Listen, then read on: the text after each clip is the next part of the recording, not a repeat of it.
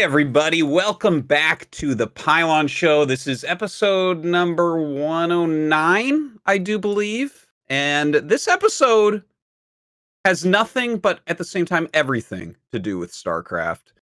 This is a very special one where we are talking to a bunch of the founding members of the new RTS studio that was announced just yesterday, Frost Giant Studios.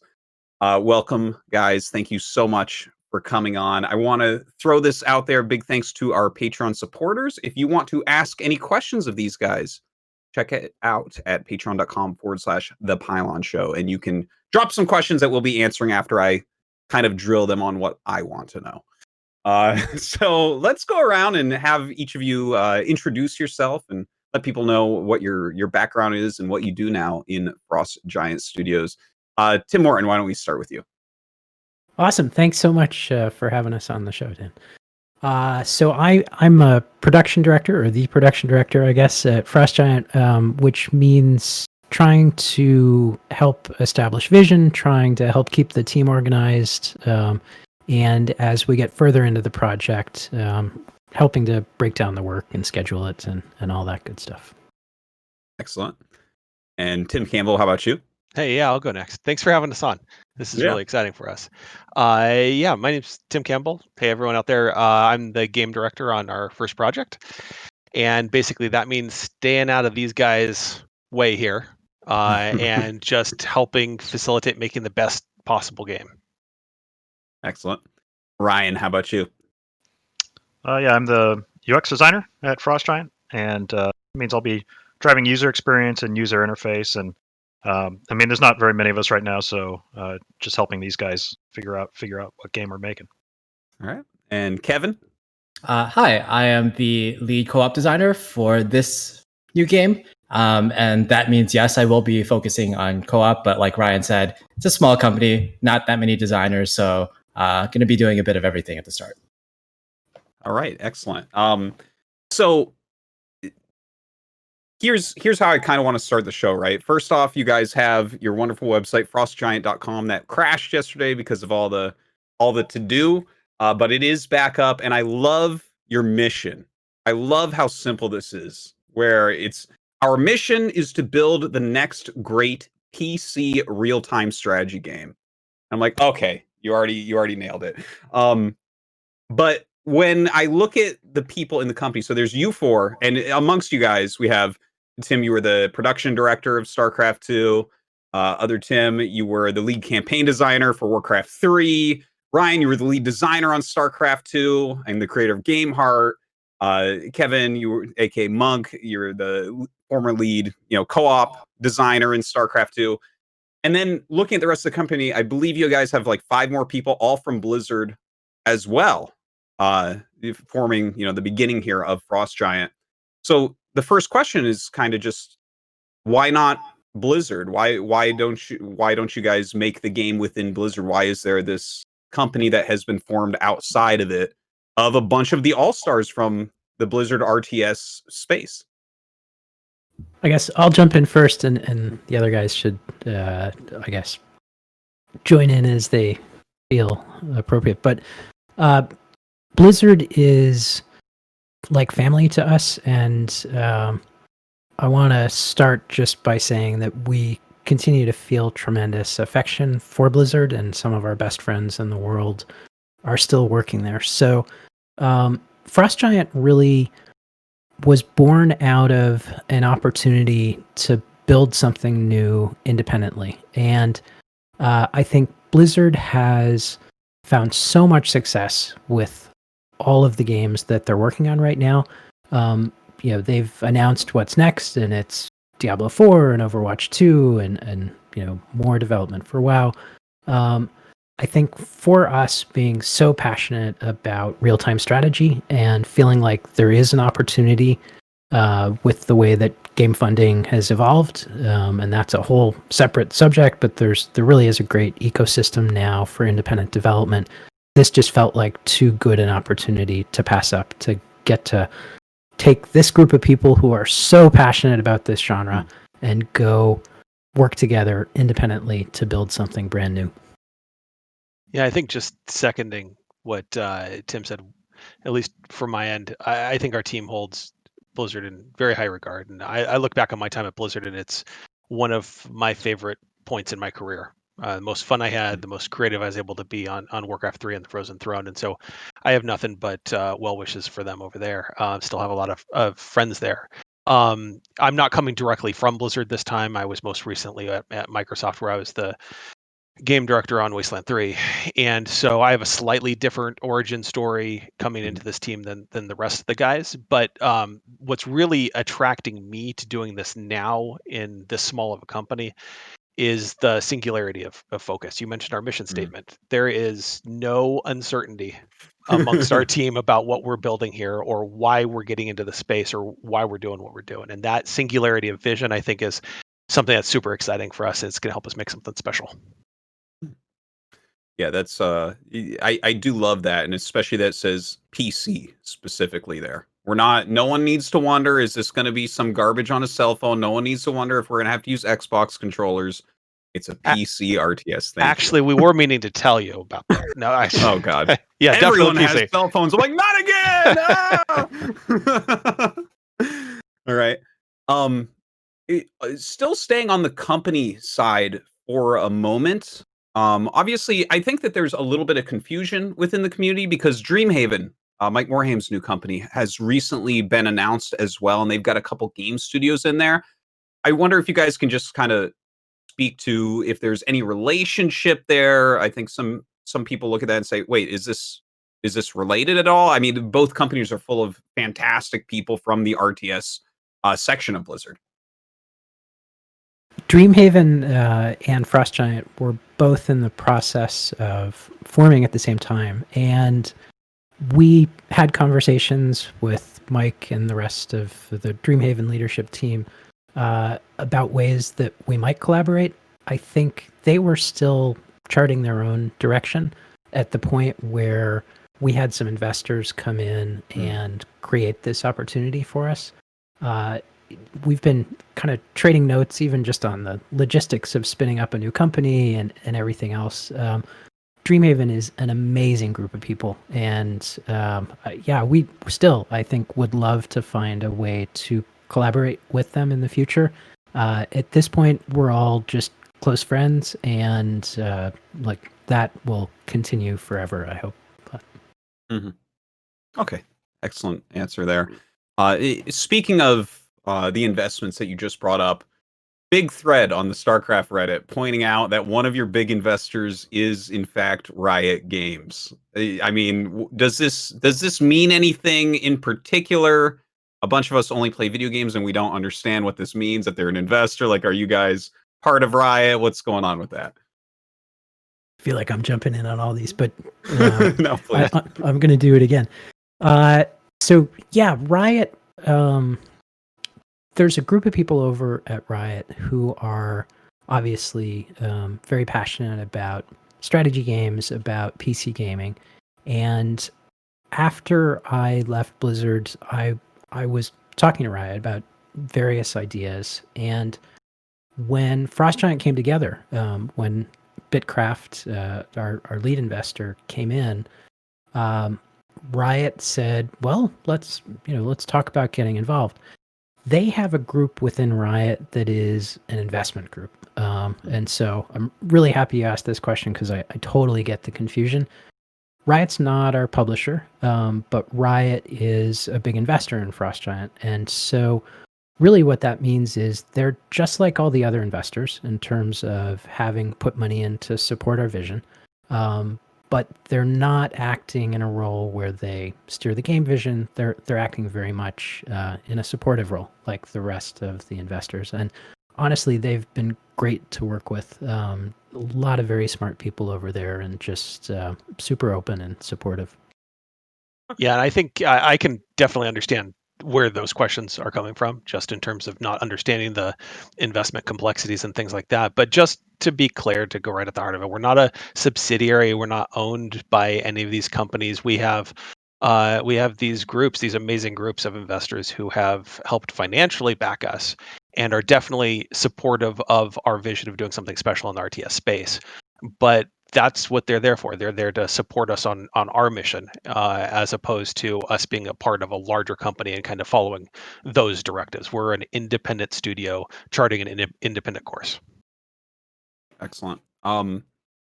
You guys have kind of said like this is a it's a triple A type of thing. Like you guys want to make a really fantastic RTS game. And while we sometimes get RTS games that are made still, a lot of them, they're like very small teams without all that much funding and stuff. A lot of indie RTS games come out and they can be very good games, but they don't really have the staying potential. I wonder if you guys have any thoughts on why it took you guys doing this to get people that are going to make like a real polished RTS game. Why is no one making RTS games at a really high level, but there's 50 battle royales and a bunch of auto battlers and all these? Why? Do you know? I don't know. Well, I mean, Tim, you've been on point here, so I'll dive in a little bit, and then anybody else, by all means, chime in. I think there's a lot of reasons. I think the market, the winds of the market have, in some ways, been kind of blowing in a different direction than RTS has historically been. But I mean, the root of it is RTS games are incredibly difficult to make at the AAA level. The amount of just complexity under the hood to get the responsiveness to feel right and the number of units moving across into, an online setting, across the number of players and all of the other considerations that have to go and make them incredibly specialized, and makes a set of very finely tuned details set the great ones apart from the good ones. And those are hard to get right. And so that's an area where I think our team's background and experience in this, we have shipped and contributed to AAA RTSs, and we know what's really important to them under the hood and what makes them hum. And so this right now is an opportunity for us to put all of that experience to play in building something original and really unique and special. Yeah, and sorry, Dan. Please. No, you go ahead.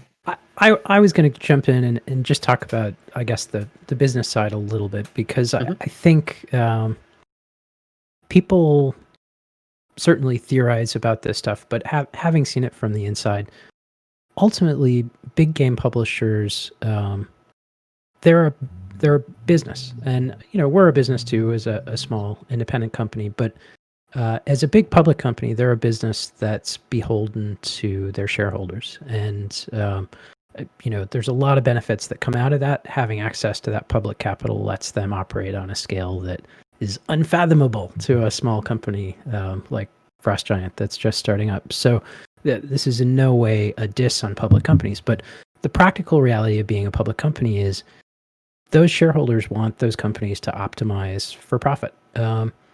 And there are examples, and I think Mike Morheim is a great example of someone who believes that profit follows building the highest quality, irrespective of the time and effort that might go into that. I think there's sort of a continuum in terms of how you turn that dial, but most public companies, really, that's what they have to do. They have to optimize for profit. And so in the games business, if you were an investor or a shareholder and you're looking at the games that are coming out and you're trying to make a decision about what to put money into, you're going to make a bet on the thing that's already showing a return, and the biggest return. So there is just a natural reactiveness that comes from being a big public company, and it's not wrong. It's like they are doing what they should do to generate the biggest return. So when you see a trend happen, auto battlers, battle royale, are recent examples of that, it makes all the sense in the world to try to capitalize on that trend. And again, it's not wrong. Like there's a good financial motivator for that. One of the cool things about being at a startup like Frost Giant is we get to pick our motives a little bit differently. Obviously, we still want to be financially successful and all of those things, but this is the group of people that stuck around with StarCraft 2 long after StarCraft 2 launched long after it had its peak in terms of number of users, because we really love this genre and we really love this community. And so it's so awesome that we were able to find some venture capital investors who were supportive of what we're trying to do.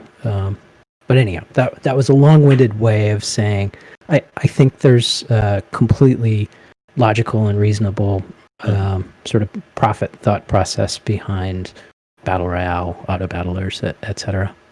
Yeah, I do love the answer though, because I think a lot of people look at things like, well, that's not what I like, so why are you doing it? But it makes a lot of sense, and I like your part as well, other Tim, where it's like the polish of the unit movements and things that shows me that you guys really know, because I try like every RTS, and normally it comes down to the units don't respond correctly, and you're just like, what do you want me to do? You know, it's just, it doesn't have that polish that's going to make it something you can play for 20 years like StarCraft. Great to hear. I know I'm asking a lot of business questions. We're getting those out of the way so we can get to the more fun stuff. So I'm really sorry, Ryan and Kevin, right now, for all the business questions, but a couple more that I feel obligated to ask while I have you guys on the show here. I know it's really early for Frost Giant, but I just wonder if you guys have like an idea of the business model you're pointing towards. A lot of people criticized how long it took StarCraft 2 to become free to play, because that's kind of how the game model has changed. When StarCraft 2 launched, it was all about box copies. Then during that, League of Legends popped up and free to play became this really important aspect. You guys have an idea or an opinion on that yet? Whether you want to make it like something that you buy outright? Is it going to be free to play? Like, is it going to be microtransaction based? Do you have that idea, or is it too early to speak about it, or what? We definitely have thoughts, but it is too early to say that we've definitively decided on anything. If I can digress a little bit, I'll tell some backstory just in terms of StarCraft 2's transition to free to play. I would say the most controversial thing I did inside Blizzard was champion taking StarCraft 2 free to play. And it's interesting how much internal debate there was over whether that was a good idea. And I think there are a lot of reasons why people have reservations about free to play. Like, there are so many examples of pay to win. There are so many examples of frustrating grind mechanics. There's a lot of opportunity to do free to play in a way that doesn't feel good. And I think that was the source of a lot of the debate that we had internally about it. In the end, it wasn't like the biggest financial success. It wasn't a unsuccess either, but it wasn't like it dramatically transformed what the business of StarCraft 2 looked like. But from an engagement perspective, and from a number of people coming into the game and experiencing the game, I think it was an undisputed success. And for us as game makers, having an audience that grows, having an audience that, just sharing our work with more people is really gratifying. So I think we learned a lot of good things going through that experience on StarCraft 2, but certainly Ryan was there for that. I don't know, Ryan, if you have any thoughts on how that went. No, I think it was really exciting going free to play. I think that it was something that was a long time coming. I feel like the community was right to want that, and I think that we had to be very careful about how we did it with a game like StarCraft, and making sure that the game that we were building still felt like, or that we were putting together still felt like StarCraft, but felt like it was living up to that title of free to play. We didn't want people coming in and feeling like it was a demo or a preview or something like that. So there was a lot we had to do to make sure that it felt right. Mm-hmm. I think those same considerations are definitely a part of our process with looking at business model. And like you were saying, it's still early, so we don't have specifics or any secret plan that's hammered down or anything. But the order of operations for us is that we build a great game. We build a great game for the core audience that has the elements that we want, the feel that we want. And then we structure the business model to support that and to enable the RTS community that plays this game to be as large as possible without in any way changing what the game is. And I think you can definitely talk about business model and think about business model early and alongside the game as it solidifies and it comes clearer and clearer what it is. But the order of operations for us is very clearly build a great game first for our core audience, and then make sure that that's supported by the right business model to enable it to be a success. And you guys are giving all the right answers, I have to say. As someone who bases his entire life and happiness off of RTS games, it's great to hear that it's not like, okay, how do we make this business model of microtransactions work? Like, can we make an RTS pay to win and get enough people to do it? It's like, And thank you. absolutely, and many companies are phenomenally successful, starting with the business model and then wrapping a game around that.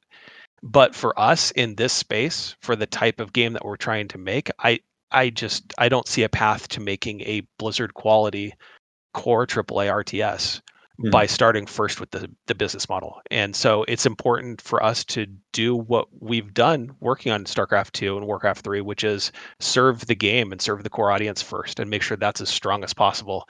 And then, like they did on StarCraft, they found a way to adapt the business model to support that game. And StarCraft didn't go free to play until, quite late in its timeline. And not saying that we're going to, switch business models or wait that late or anything, but the point was that they made a great game experience. They made sure that they had a solid feel exactly the way they wanted to, and then they supported that with the business decisions to make it a success. Great. Okay, so I guess we can start to go towards the game itself a little bit, and this is like kind of half and half as a question. And again, I know it's very early, so you might not have the exact answer.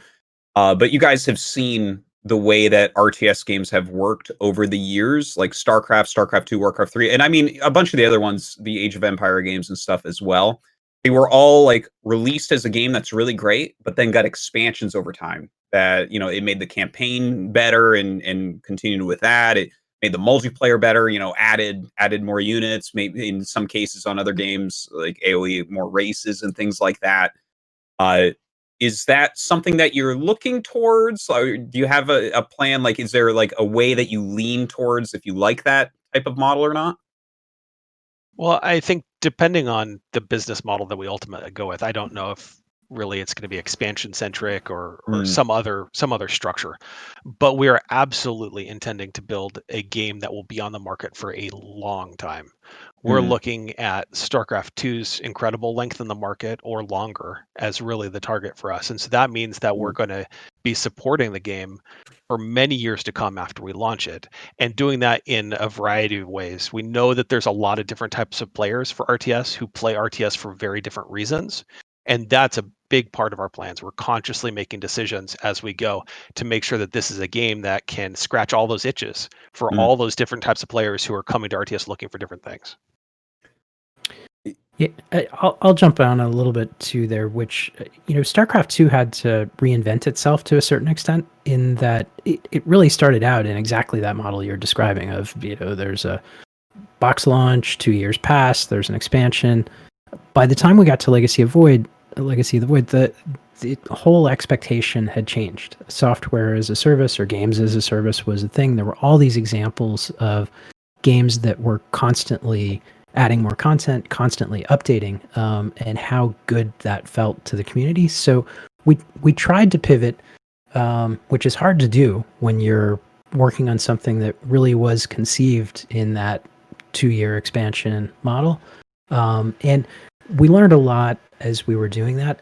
I think Tim is right on point about we still have business model decisions to make and other thinking to do, but we definitely want to continue to provide content and continue to provide updates for a long time post-launch. So I think we can try to take those learnings that we got from pivoting StarCraft 2 and do even better in that regard.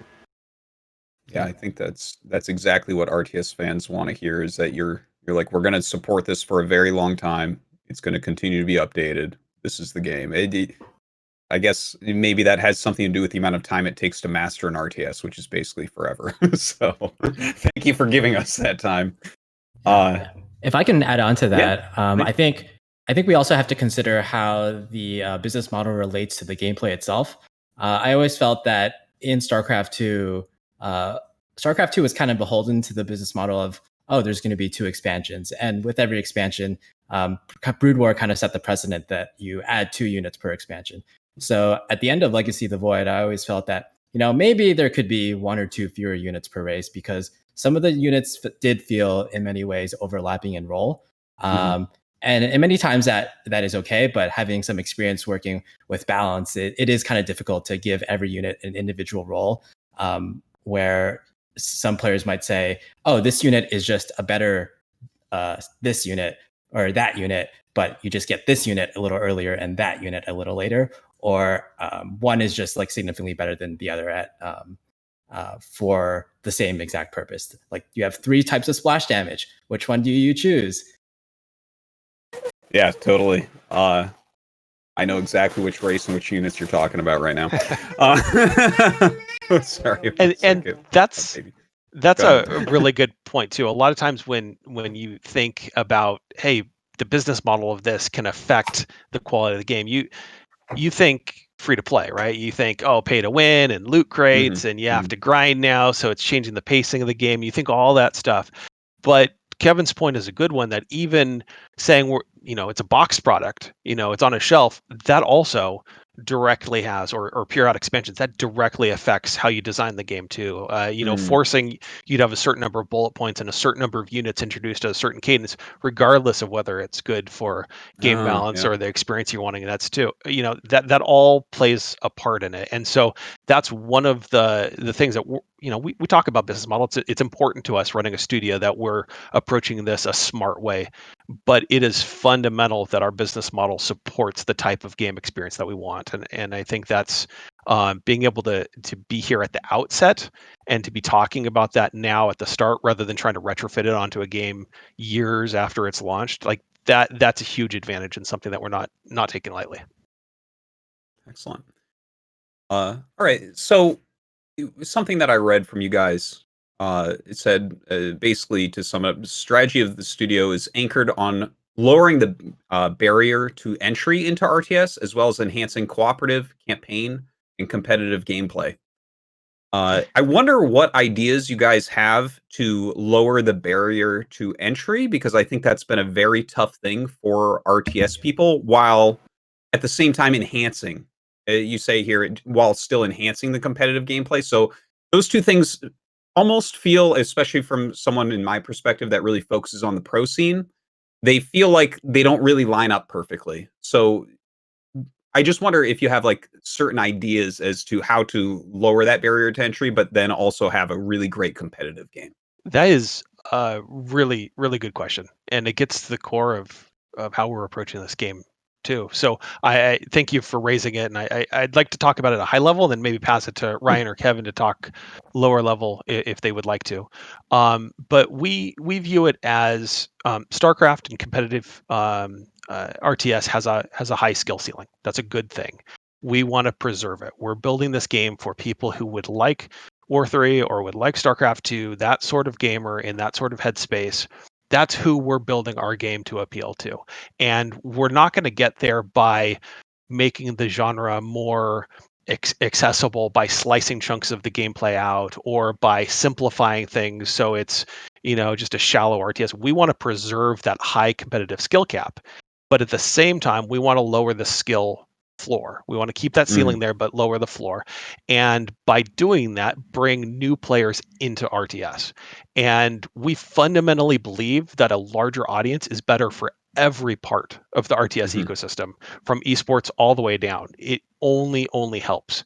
The danger there is what I think is jumping to people's minds when you think about expanding the audience. You think you're making sacrifices to the core game to bring in different players and to shift the focus. And that's not what we're doing. We have a very clear focus on core RTS for the core audience. But then there's a separate problem of how do we then make it easier to onboard new players. And that's where an opportunity exists for us to maybe look at ways to ramp new players into the game experience easier, to find ways to get people in smoother, to really step into the pacing maybe of the new player experience, and support that in some novel ways that helps make the game a better experience for them at the lower levels, but doesn't necessarily handicap the experience at the higher level. They're kind of two different problem spaces, and we want to make sure that by solving one, we're not sacrificing the other. Yeah. I want to give an example actually from the co-op mode, which is the mode that I have the most experience in. One thing we learned in co-op is that some of the best reviewed commanders by our community are the ones that have a great deal of power. I would say 80% of a commander's power if you're kind of just A-moving it.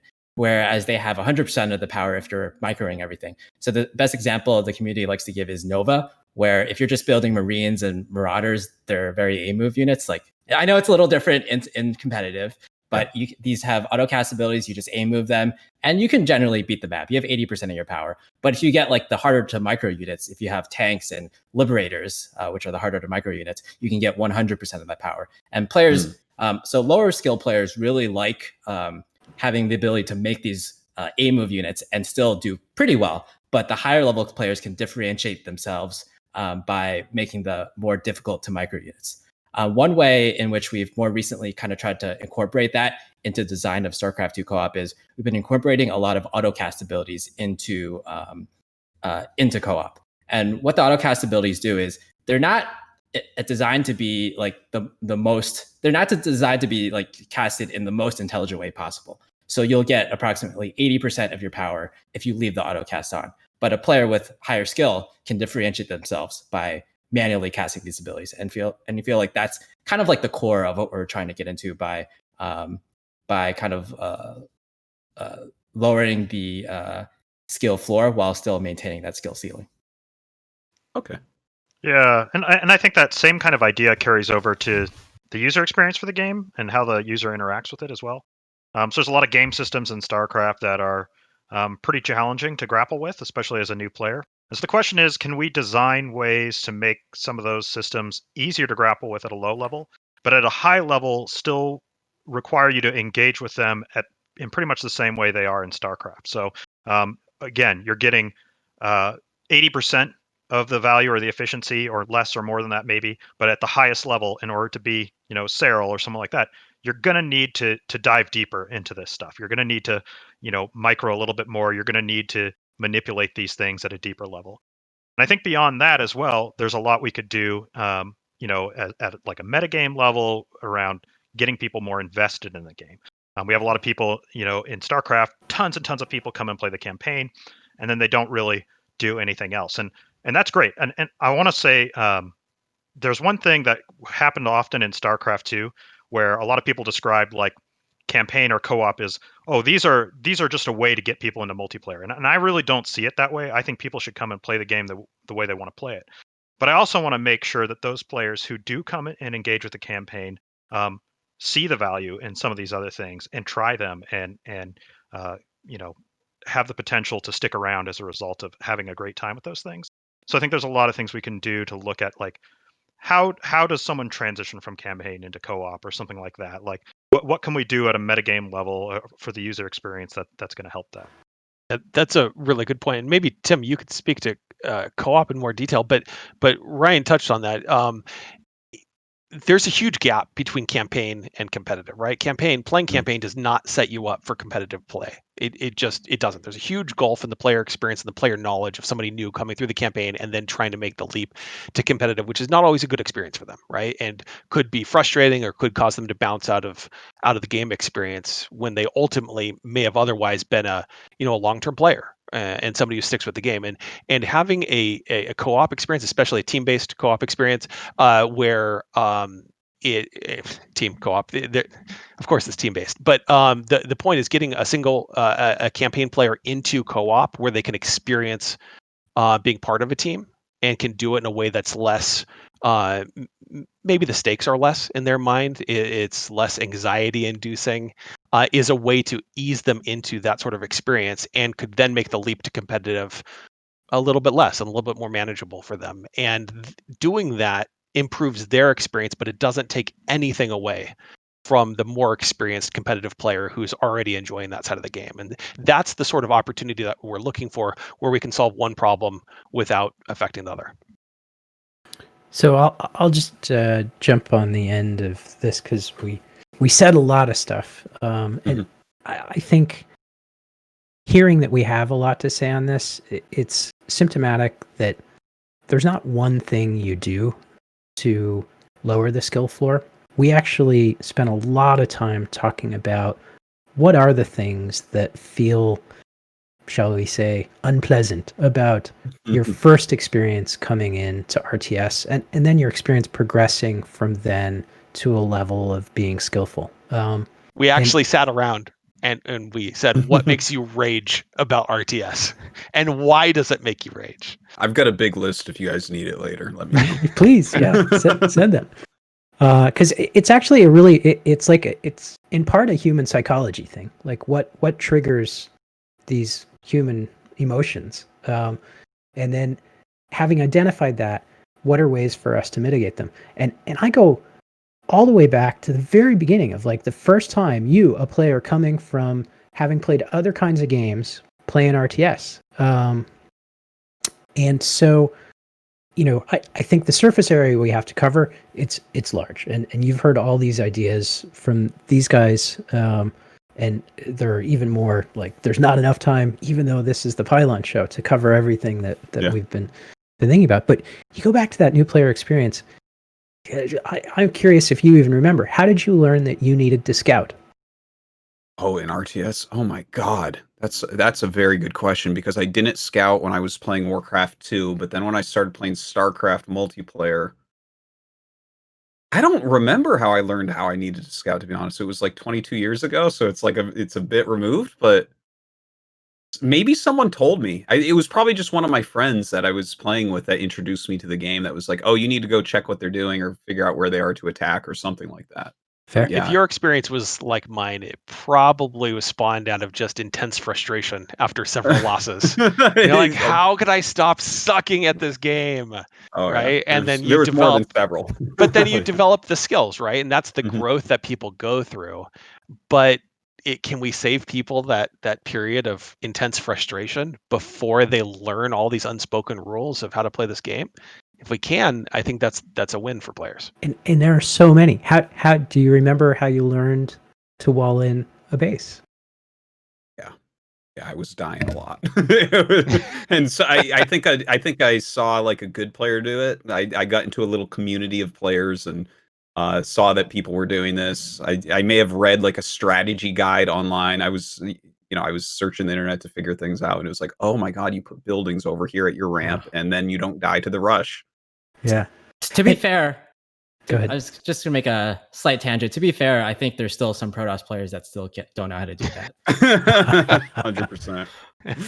Pylon placement is very important. But anyway, I think these things that we're talking about, these aren't necessarily things to master RTS. Like these are pretty fundamental, basic competency skills to avoid frustration. So I just we have a huge list, but I think there are so many opportunities to provide a better on-ramp to players that don't take away anything from the high skill nature. It just equips people to understand how to play the game sooner and hopefully with less angst and frustration. Okay, that actually kind of makes me think of something that I know we've talked about it, like StarCraft 2 summits a little bit, and then as I kind of start to explore into some other RTS games more recently, like for instance, in AoE 2, they have some stuff. Age of Empires 2, they have stuff that are built in to kind of help you along your way learning how to play the game early on, whereas StarCraft 2 kind of has some stuff where like you're playing against some AIs and whatnot, but it doesn't feel exactly the same. Is that kind of the thing, something that you guys are considering, some sort of onboarding technique like that to help people get into it? Definitely one of the options on the table. Yeah. And again, it's a long list of stuff. Like I don't think there's any one thing that's going to take us from where we are to where we want to get to, but that's definitely one of the options on the table. Okay. Yeah. Oh, so we've been talking a lot about the onboarding process and just kind of tutorials and tools that players can use to kind of help to not only learn the game but improve at the game. One recent suggestion that I actually saw from Toby from Shopify is to kind of have like a shadow mechanic, like you see in racing games, where you can see a shadow of how you did in the past. I think that's just like a really cool idea, and one that we're really thinking about and considering right now. That's a sick idea. Please do that. Oh my God. If I could like see previous me, I would improve so quickly. And that's something which would be equally beneficial to somebody who's at the high end trying to just squeak that little last bit of refinement out of their strategy versus new players who are also trying to learn how to play the game and get the basic build orders and the basic sequences down and everything like that. So it kind of spans the whole gamut in terms of offering benefits. And I just want to say, like, thank you, first of all, for that idea. But second of all, that is a perfect example of why we need the community's support to build this game. We want to be actively getting ideas and thoughts and suggestions and challenges and everything that goes with it from the community. Please be vocal with us, because we're going to be listening to you guys. We're a small team, so we might not get a chance to respond all the time to everyone, but we're going to do our very best. But we're definitely on there, just reading and listening, and please share your ideas with us, because our goal is to make this the best possible game for everyone, and that's going to come from just having the right ideas in place. Yeah, and I actually just want to say, like, I know we're getting a little away from the original question, but totally fine. This is the kind of stuff that's so cool. Like the Frost Giant subreddit, which was set up by Joey just yesterday. It was very nice of him to do that for us. Is already teeming with people posting a ton of really cool ideas and feedback about the things they like and the things they don't like, sometimes totally contradicting each other, which is of course going to make it hard to build a game that pleases everyone. But heroes, no heroes. Yeah. That's we're seeing a lot of that. But there's like just seeing all of that feedback, and so that we have something to sink our teeth into is so valuable. And we are really looking at that subreddit. We haven't done a ton of replying. My Frost Giant like Reddit account is already like throttled from like trying to comment too much or something. So, but like, yeah, there's like a lot of really good stuff in there that we've been sinking to. And then Tim C here, he actually posted a question on Twitter, not realizing he was going to get just tons and tons and tons of feedback, which is where that comment from, the comment about the ghost version of an RTS player came from, and just the amount of feedback we're getting is awesome. So continue to put that feedback on the subreddit, tweet at us, do whatever you got to do, and we love to see it so that we can talk about it in our design discussions and that kind of thing. That's amazing. The ghost idea is like exploding my brain right now. That would just be the most, for a high level player, that would, and then a low level player as well, just the most useful thing in the whole world. That's crazy. What an idea. Wow. So kind of steering back to what we were just talking about, part of the statement there was enhancing the cooperative, campaign, and competitive gameplay. And those kind of are the three buckets that we see within StarCraft 2, for instance, right? We have campaign, which is like everyone plays campaign, and then like co-op is kind of that middle ground where people love that, whether they're competitive or non-competitive players. And then you have the competitive aspect of playing, ladder, playing matches against each other. Are those like the three buckets that you guys are focusing upon? Because obviously, I mean, you have Kevin here, so it's like this guy's the co-op guy. So it seems like and you can't have a game without a campaign. You can't have an RTS without the multiplayer. So are those the three buckets, or are there other things in consideration? We have seen some other kind of RTS-ish type games, like, for instance, They Are Billions was a really great, different take on the RTS genre. So yeah, that's kind of my question. Is it those three buckets? Are there more to it? How do you look at that? Yeah, I think that's a great question. Those three are definitely important to us. They're three of our main ones. I think it's important to add also custom games onto there, and the fact that we really believe in player-generated mods and maps. That kind of is a fourth category that I would add to that.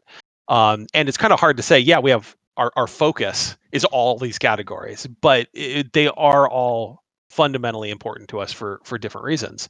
And so if people are asking like, hey, is this only a competitive game, or is it only cooperative, or is it only story based or whatever it is, these are all categories that we're putting plans in place for. So these are things that we love about the RTS genre and about Blizzard RTS especially.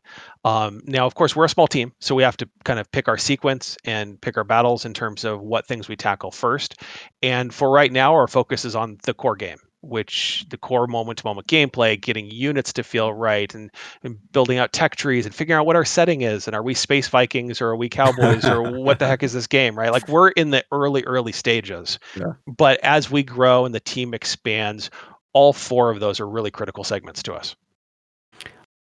That was an awesome answer. I want to jump in and add one thing. So you mentioned They Are Billions, which I love, by the way. I've just checked It's a my great game. Steam while we were talking, and I've got over 400 hours. Like, I've put some time on They Are Billions. But and 390 of those were on the last mission, right? Yeah, Caustic Wasteland is tough. But anyway, as much as we're all playing a lot of RTS right now, and when we're kind of in the trenches working on something, we don't have as much time to play other games. But one of the wonderful things about starting Frost Giant has been the luxury of actually needing to go out and play those games and understand their significance. But we're really coming from this tradition of Blizzard RTS, and it is not our intention to make a left turn. It's not our intention to take some other genre and mash it up with RTS. We want to build a game that feels very comfortable to StarCraft 2, Warcraft 3 players. So I think it's safe to say that those pillars that you identified, plus the fourth one of user-generated content, those will continue to be pillars for us. And as we go along and experiment, and maybe we come up with ideas that hopefully enhance that formula, and anything could happen because it'll take us years to build this. But at least for now, what we're setting out with is really trying to stay true to that spirit. So we'll see what the future holds, but definitely we want the StarCraft 2 player base to feel very comfortable coming into what we build. Mm-hmm. So you mentioned the user-generated content in there. And I mean, there's a long and rich history of user-generated content, StarCraft 1, StarCraft 2, Warcraft 3. I mean, the whole MOBA genre spawns from people screwing around with map editors. So and honestly, Ryan, I just had you on the Pylon Show in the last couple months or so to talk about this because you released the biggest patch ever in StarCraft 2 that kind of helped people with the map editor, helped people with what they can actually create within the game. And yeah, so it's a little bit different, I guess, than those three buckets that we were talking about, but definitely a big part of any RTS. I just wonder if you could elaborate a little bit on the user-generated side. Yeah, I think user-generated content is incredibly important, and I've heard a lot of people criticize it in StarCraft 2, but it's actually very successful in StarCraft 2. Is right up there with ranked play and co-op for the level of engagement that it sees. It is very popular within the community. There's thousands upon thousands upon thousands upon thousands of maps. Early on, there was some problems with the system where it felt like the rich were getting richer, and the ecosystem was not ideal for allowing new content to surface and that type of thing. And I think we did a lot to help those over time. And we've learned a lot of lessons from kind of what went wrong there with StarCraft 2 and what went right with Warcraft 3 and other things like that about ways that we could potentially approach it with something in the future. With that said, you need a game first before you can have custom games within it. So it's definitely it's not the first step, but it's definitely there, and it's something that we're definitely interested in doing. And honestly, custom user-generated content is incredibly important just for helping sustain an RTS game, because RTS games really do devour content as far as melee maps and things like that. So you really need to have tools in place to have the community help you to support the game.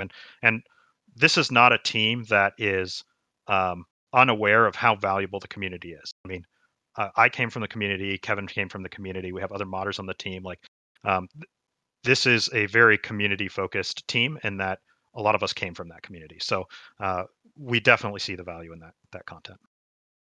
Yeah, and just to build on what Ryan was saying there, this is for people who care about this side of the game and this type of content, this is super close to our hearts. I spent the better part of my first half of my career building content within RTS editors, helping to design the editors. War Theory's editor was one that I was very involved with, and having really good, really robust tools that are a joy to work with is really, really fundamentally important to me and to the rest of the team. So this is something that we value highly, and it is definitely part of our plans. Like Ryan was saying, that got to have a game first, though. So as the game matures, as the design of it solidifies, and we're building out more of the content for the game, we will then be looking at supporting that with tools that we'll use ourselves and that will be released at some point to the community. And so that strategy will be something that we figure out as we go forward, but it's definitely going to be there and it's a big part of our plans. Right. Right. If we could talk about like some ideas for the game itself, this is kind of the part that I'm personally most interested in. And I know it's very early on, so you don't have anything like in stone, obviously. But first off, I just got to ask straight up: 3 races, 4 races, a different type of way to look at that. Do you guys have like a preference? Obviously, you can't be decided until you actually have the game really starting to go along. But what are your guys' thoughts on like the amount of different playable factions or races or whatever we want to call that? I'm just going to say that there is a vigorous debate amongst us right now about I that. can imagine. What do you think? And after that, like, I want to open up to the community, like people who are listening to this, tell us what you guys think. So, Gee, I wonder what Dan thinks. Well, I mean, I am a StarCraft guy, so I mean, I'm down with 3, but I think it's really hard to balance when you get more than 3. I played AoE 3 for a while, and when you get up to 8 factions, you're like, okay, 2 are playable. And when you look at like Warcraft 3, 4 races, it feels like there's always one that's like and it's normally the one Todd's playing, but it's just I don't know. I like 3 personally, but I feel like the community is all over the place on that, right? Like maybe hardcore StarCraft guys are more about 3, and then you get AoE guys that want to see a whole bunch of different ones, and then Warcraft 3 people like 4. In fact, honestly, I've seen a lot of StarCraft people that want 4 races. So I don't know. You know what's really easy to balance? 1 race. Protoss. Mirror matchup all day. Just Protoss. Don't scare Dan like that. One thing I will say is like the most prominent RTS that has greater than 3 races is Warcraft 3. And I think there's a big difference between Warcraft 3 and StarCraft 2 in that when Warcraft 3 was around, there wasn't this expectation of like a very strong cadence of balance patches. You pretty much like, especially like after the initial years of Warcraft 3, even in those initial years, you maybe had 1 balance patch maybe every 6 months or so. So if a matchup was deemed imbalanced, like it was probably going to be imbalanced for quite a while. Undead versus orc. Yeah. But this is a point that we honestly want to hear the community on. Yeah. And in the interest of at least giving a specific, direct, confirmed answer, we're not going to have 12. So okay, take that off the table. It's narrow. So are down. we saying 12 and more is out? Yeah, 12 plus exactly. Okay. But 3 or 4, we're looking, like we've been talking about, in kind of the Blizzard vein for this sort of RTS, and we're trying to figure out what's best for our game. And it's a little hard to answer right at the start because we need to be fleshing out the design a little bit further and figure out how it hangs together and how all the parts support each other and whether 3 or 4 makes more sense.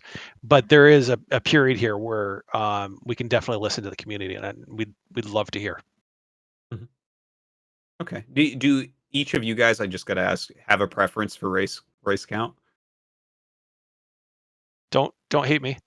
Don't hate no, me. I get it. You're a Warcraft guy. It makes sense. It's like whichever game you spent the most time playing is probably the number of races, but I'm open. Tim, do you have a race count that you like that you prefer? I am more of a StarCraft 2 guy, but I do go back and forth. I mean, here's the thing. Having seen community feedback for years on StarCraft 2, we get so many requests for a 4th race. And, there is something fun about having more to explore as a player. But at the same time, there are, it's more to balance. It's certainly more for us to build. It's I don't know. There are a lot of considerations mixed more up in all of goodness, this. more fun. There's something beautiful about the kind of rock paper scissors high true. concept of trade off as well. So I don't know. Yeah, you could convince me either way, I think, Sure. but my starting point is StarCraft 2. Yeah, but those requests for a new race never stop, as Campbell can probably attest to. Have you guys ever heard of this thing called the Naga? Yeah. Yeah, personally for me, like I think if you asked me maybe a few months ago, I would have said 3 because that is like 3, even 3 is like pretty difficult to balance. But I think like given enough support on balance, I think like, yeah, 4 might be possible. It could be cool, right? Would be more identity within the community. And then it becomes a little harder for 2 races to gang up on 1 race. It's sometimes you can get maybe like a 2-2 split in these battles. Yeah. Okay, I see what you're saying. Yeah. It's poor Protoss, am I right? Oh my god. Ryan, what about you, man? How many races do you lean towards? I already said one. No, I'm. Oh, No, you were serious? no, I really like constraints. So like for me, 3 sounds like a hard enough job right now. But of course, like if we come up with something super cool and we just feel like we got to do it, then I'm all on board. But I'm big in trying to like let's do something simple first and build beyond. Yeah, and ultimately, 3 or 4, it's not a super core decision to make right at the Yeah. start. It definitely has cost implications, like Tim's talking about, in terms of just time and balance, and how many races people can send salty comments to Kevin about. But this 3 or 4, like I think our focus is on core gameplay, make sure it's really good, and then find out how many races it makes sense to express it through. And the ultimate goal for us that we really embrace on the design side is asymmetry in all sorts of different ways, both some ways that Blizzard has expressed their games in, but in other ways that might be a little bit more novel that we're thinking about right now. We want to make sure that the races we do have are really compelling, really different, and just offer a varied play styles. Awesome. Kind of what I expected to hear, right? Like you've got to actually make the game and then figure out how many races fit in. It would be silly if you plan this all backwards. Like, okay, we're doing microtransactions and 4 races because it's more microtransactions. It's like, no, that's not a good way to make an RTS. How right? about races in loot boxes? I think it's the new thing. You have to put it on a cell phone if that's the way you're going to do it. All right. And you already said it's a PC game, so that's out the window.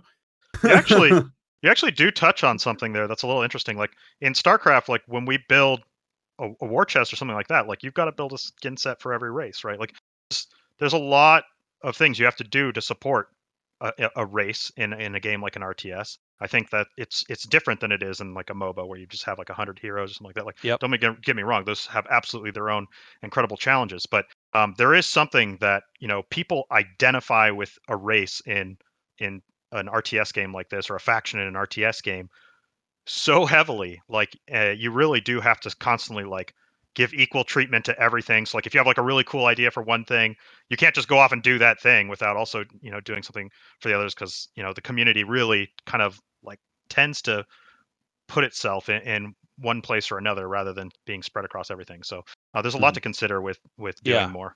And those costs are real. It's not just the initial development cost of building out a race or even balancing it initially. It makes everything you do from launch onwards more expensive in terms of time and effort. Like you're saying, skins, or we want to roll out co-op commanders, or we want to roll out whatever it is. You can't just do that for 3 of the races and then leave the Protoss out. Like you have to go through there and make sure that you're giving love to all the races. And so it makes everything from there on out more cumbersome. So it's a meaningful decision, and one that we haven't made yet. Great.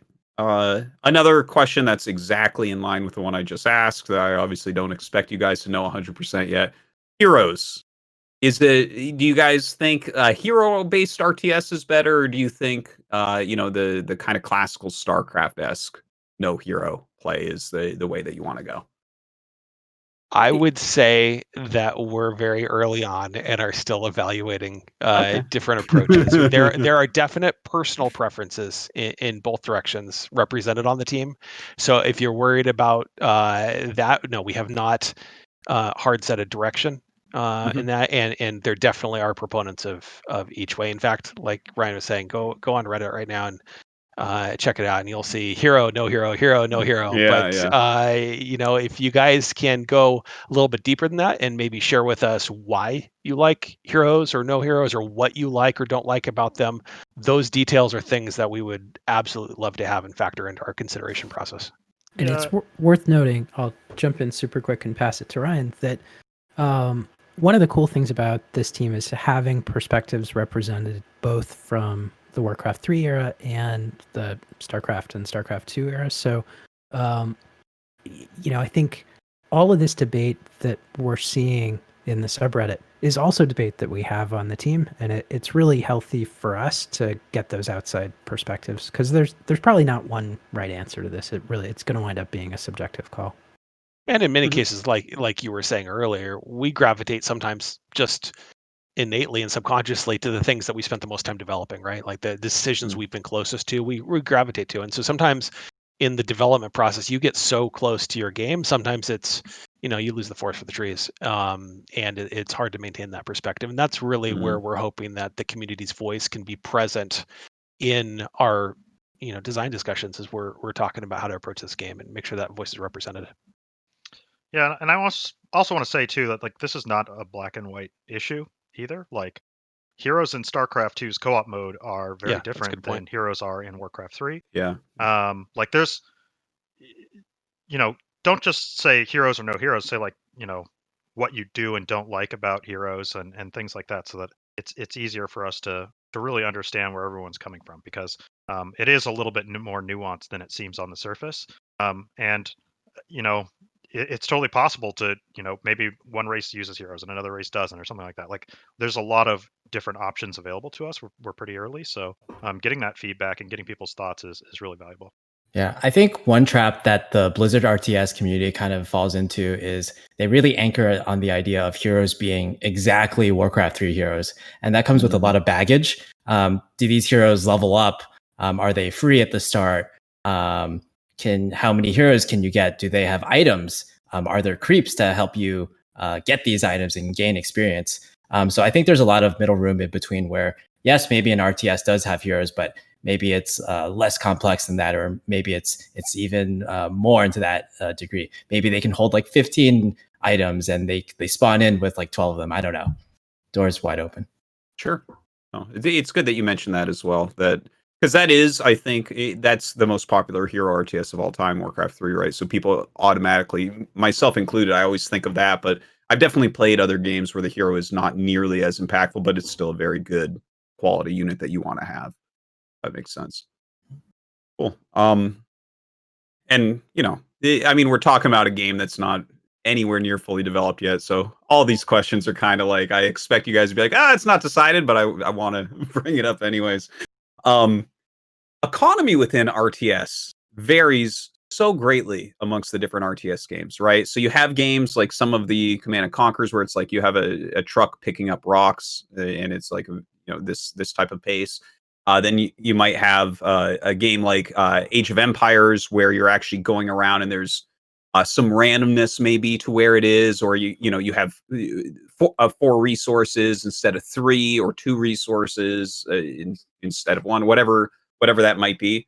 You have the Warcraft 3 way where it's like kind of less worker intensive, and then introduces things like upkeep to kind of, you know, make the game smaller in a way, less macro intensive. And then obviously StarCraft 1 and 2 even have very, very different economies, the way that they function, the linear versus scaling type of economies. I wonder if you guys just have ideas, preferences on which pieces of these might look interesting to you, which ones are like out, like, no, we're not going to do any sort of randomness like Age of Empires, or we want more workers than Warcraft 3. What are you guys thinking on that? Yeah, that's actually something we've been debating on internally a lot. We have a lot of crazy ideas within the company, and like most of them won't get executed. But one thing we keep talking about is like, if we deviate too much from what is expected from Warcraft 3 and StarCraft 2 in terms of the resource management, is it actually still a Blizzard RTS? Because the resource part of it is actually fairly similar, I would say, between the two games relative to a lot of the other RTSs in the market. So that's something we're very cognizant of. With regards to like resource management within those games, I would say I think there are definitely, as a StarCraft 2 developer or ex-StarCraft 2 developer, I definitely think there is a lot of merit to Brood War's scaling economy relative to what StarCraft 2 has, which is kind of like a double stacking model. And I think it's really important to get players to try to encourage them to keep expanding rather than maybe discouraging them from turtling. Another thing that I really like about Warcraft 3 system, which Tim can attest to, is the concept of trees, because trees are something that you can, they're all over the map. It's something you can interact with. They're a resource, but they can also be interacted with in many different ways. Like you can they're kind of like a destructible terrain in some way. So a resource that also acts like a destructible terrain, that's kind of specific. It's more specific to Warcraft 3, but it's just a great idea that I don't think gets enough credit for Warcraft 3. That's a great answer. I love that you said that you like the scaling economy of Brood War, because I think a lot of hardcore RTS people look at that and say, oh, yeah, maybe imagine if StarCraft 2 had an economy that functioned a little bit more like that. I think it might be an even better game, and it's already like amazing. But now that you're talking about trees, I mean, you were saying before, is it cowboys? Is it in space? How would you do space trees? So suddenly I'm like, cowboys. It's not cowboys. It's not a cowboy. Oh, sorry to crush anybody's dreams out there. No, we haven't made a decision on that. That is something that we're working on right now. I mean, we have a couple of considerations that we're trying to do, that we're trying to address, but we have not settled on a theme or a genre of theme, I guess, at this point. We obviously love Blizzard RTS and are definitely inspired by Blizzard RTS, but we're also trying to make sure that we don't make anything too similar to their properties. And so we're trying to make our own thing and make sure that it's unique, and it is definitely Frost Giant. But what that is and how it's expressed is something that we're talking about actively right now. So again, that's something that we would love to hear from the community, if they like Space Vikings or not. Sure. Okay.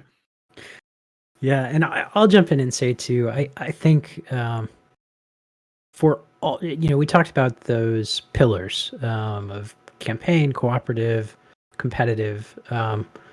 Clearly for campaign, this matters a lot. And co-op had a story. It wasn't quite as rich a story as campaign, but it was grounded in that. But I think even for competitive, where there isn't necessarily a lot of plot and storyline besides the actual game that's being played, I think just the texture of the world that you play in matters a lot to players. So this is something where we're really going to invest a lot of effort in trying to achieve the same kind of richness and depth that players have gotten before. And I'm very conscious, as Tim Campbell just talked about, that we want to be distinctive. We want to provide a new experience. We don't want this to feel like something else rehashed. We want this to be exciting and new. But in terms of what the right decisions are to get there, like this is, it's very, very subjective process, and we're all trying to work through it as a team. And I know we keep beating this drum, but again, we are super interested to hear opinions. So don't hold back. Yeah, I'm sure people. I mean, if you want opinions, you just ask the RTS community one time, and the subreddit will be full. For people looking for that, it's our Frost Giant, right? For the subreddit to give feedback. That's right. There you go. Okay, I have a couple more questions myself before we jump into the Patreon questions, because the community threw a lot out too, and I don't want to take up your guys' entire day. One thing that you mentioned was that like the RTS fans deserve not just a great new game, but one they can share broadly with friends. How do I put this kindly? chatting systems within RTS games. The original Brood War chatting system, the original Warcraft 3 chatting system, awesome, very social. Everyone has a bunch of friends. Everyone is just kind of disappointed in the way the chatting systems have evolved over time. It's kind of become almost a meme where it's like StarCraft 2 just doesn't feel as social. I don't chat with people ever when I'm logged into StarCraft 2, whereas the old days of StarCraft 1 it was just like part of the game. So how are you going to make this broadly? I'm really steering you down down my own agenda here, I know. But how are you going to make this something that you can share broadly with friends? Are you considering maybe going back to older tech for the chat? So what you're saying is you want the chat systems exactly like they are in StarCraft 2, right? Is that what I'm hearing? No, just broadly speaking, we are looking to build a game that it has a strong social component, and not in terms of it's a social game or anything like that, but we want people to be able to hang out with their friends playing this game, and we want them to be able to meet new people playing this game, and we want them to be able to have the social interactions between people and groups and all of that goodness, and make sure that that's facilitated within our game. So obviously we're starting out on the game itself, so I can't speak to the interface we're ultimately going to have or anything like that, but that is one of the things on our initial short list that we're wanting to express in the game, is just a stronger support for social amongst players. Yeah, just anecdotally from my perspective, first of all, I'll say Warcraft 3 chat system was GOAT. It won't ever be beat. Okay. But just anecdotally, I met so many like friends that I still talk to these days from the Warcraft 3 community. Whereas when I think about it, from StarCraft 2, yes, I did meet a lot of people, but the way we interacted with was, yes, a bit through the StarCraft 2 client itself, but mostly through Skype. Very, very archaic program. I'm sure no one knows what that is these days. So yeah, just like coming from the community, it speaks to me like, yes, we've seen these concerns like firsthand, basically, and we've seen like how it kind of affects the communities themselves. Yeah, and speaking a little bit to what Kevin just mentioned, like the problem isn't actually as straightforward as it seems. Like, I think if you just straight up recreate, something you've seen before that everybody loves, does not mean everybody will interact with it today the way they did, 20 years ago. Yeah, 100%. Especially with like things like Discord and things like that. So we really have to consider all of that, and like, what does it look like, when we're ready to release this game? Like, what is the situation like as far as like social platforms are concerned and things like that, and what is the most likely way to success? We can try to just recreate what's happened before. Maybe that's a path we'll go down, where it's a similar chat system to what we saw in games in the late 90s, early 2000s, or something like that. But that may not be enough. So we'll have to really try to figure out how to get people to it's not just on our side to put the stuff there. We also need users to interact with it in a similar way to the way they did before, and they're not going to do that naturally, probably. So we'll have to solve that problem as well, and figure out the right way to drive that kind of interaction. Yeah, it's a really interesting problem because it's not only an RTS problem, but it's a problem in all of games these days. I think one challenge, or it's maybe not fair to call it a challenge, but one aspect of how it is today is Discord is so prominent these days. And I think never before has a chat platform been so prominent among gamers. So the idea is like, are people actually going to use our chat system over like the default Discord? And then there's the other argument where you say, as we've known by talking to a bunch of streamers and content creators these days, some people are in like 70, 80 Discords, and that can get overwhelming as well. So we just have to weigh all these issues when we design our chat system.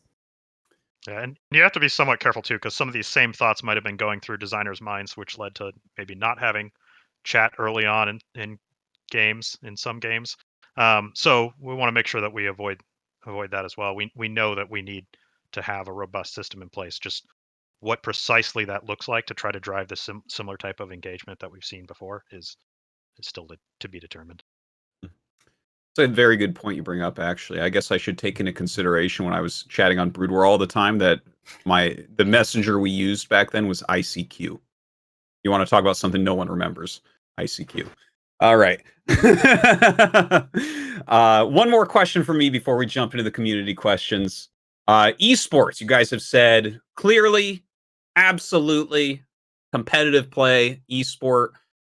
Is there And again, I know it's early, but I gotta ask because I'm me. Um, is there like an idea behind which type of esport that you like? Because we have so many different ones, right? You have the very grassroots FGC type stuff. You have on the other end, you have things like the League of Legends, franchise model or the Overwatch franchise model.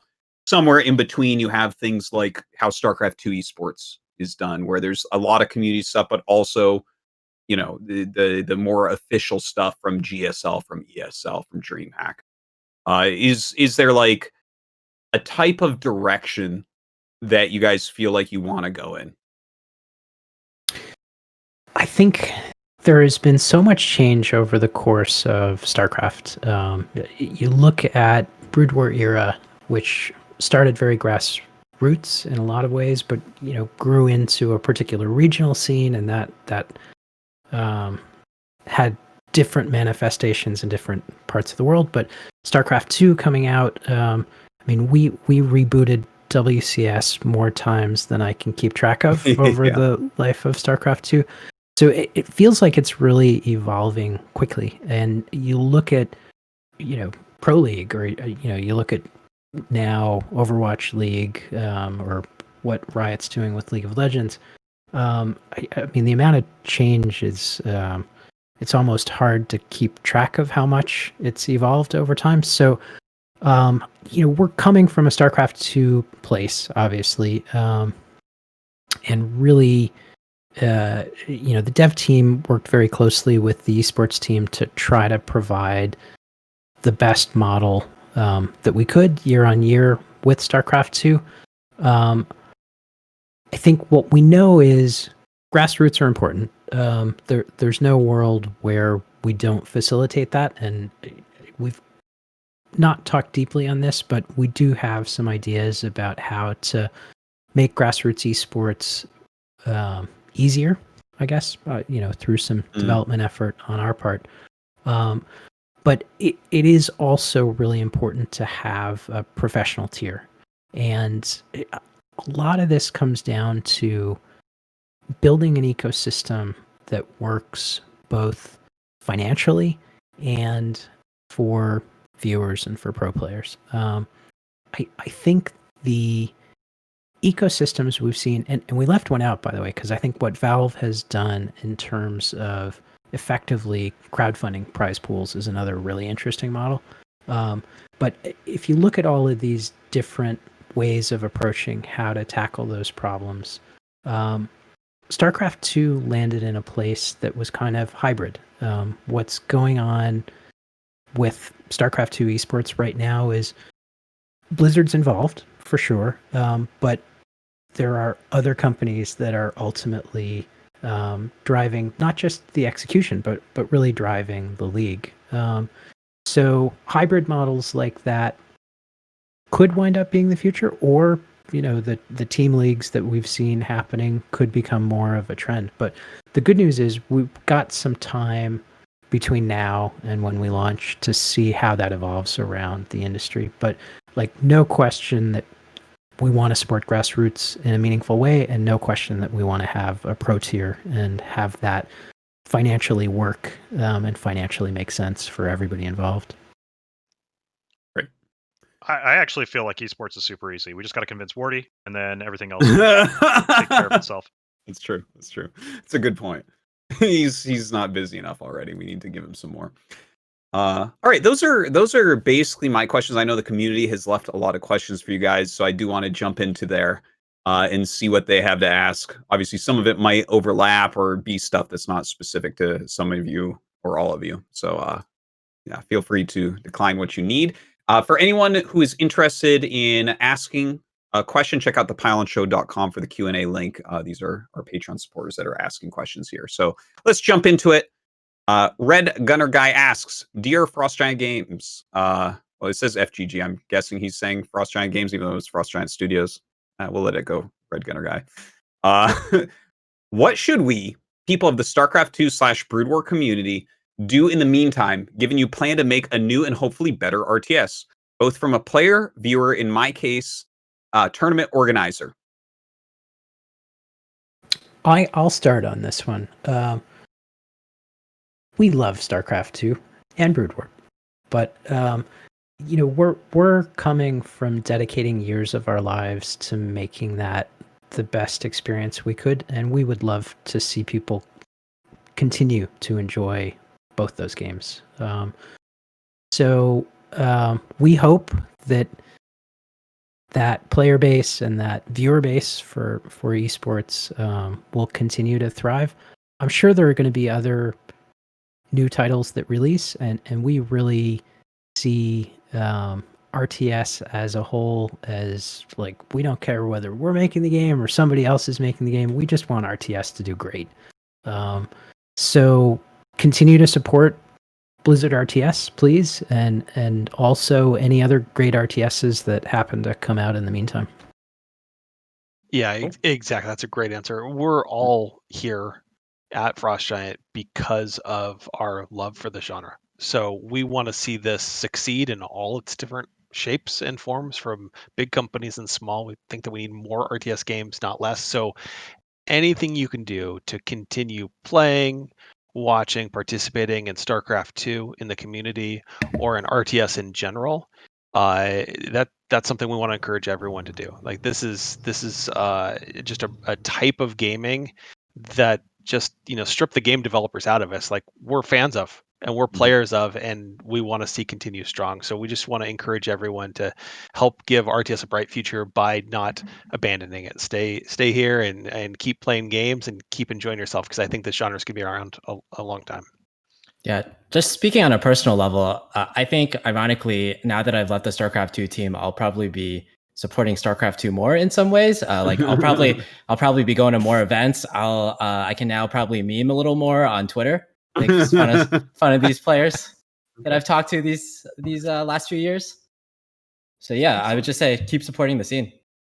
Yeah, my hope is that people continue to support StarCraft 2. I really think that StarCraft 2 has an awesome future still. I mean, there's some really great esports still to come. I think that the community is really what has driven that game and kept it going. Like, sure, there's devs releasing content every now and then, but it's really actually the community that's been keeping it alive and keeping it going. So I don't think that there's any reason that you should not continue to crank away on StarCraft 2 and continue to make that game, the best RTS there's ever been, because it really is in an amazing place right now. I think it's incredibly entertaining.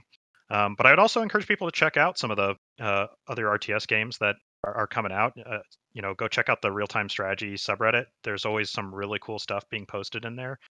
There's a lot of indie developers, or even literally one guy developers just doing cool stuff that's just neat to check out and see what people are doing. And I know for me personally, I'll be playing Dwarfheim this weekend, which is going into early access tomorrow or something like that. So really? I'll get to see what that game's all about. And I'm gonna keep trying all these different RTS games that come out. But I would hope that people continue to play StarCraft 2 and continue to support StarCraft 2 esports and that type of thing. Yeah.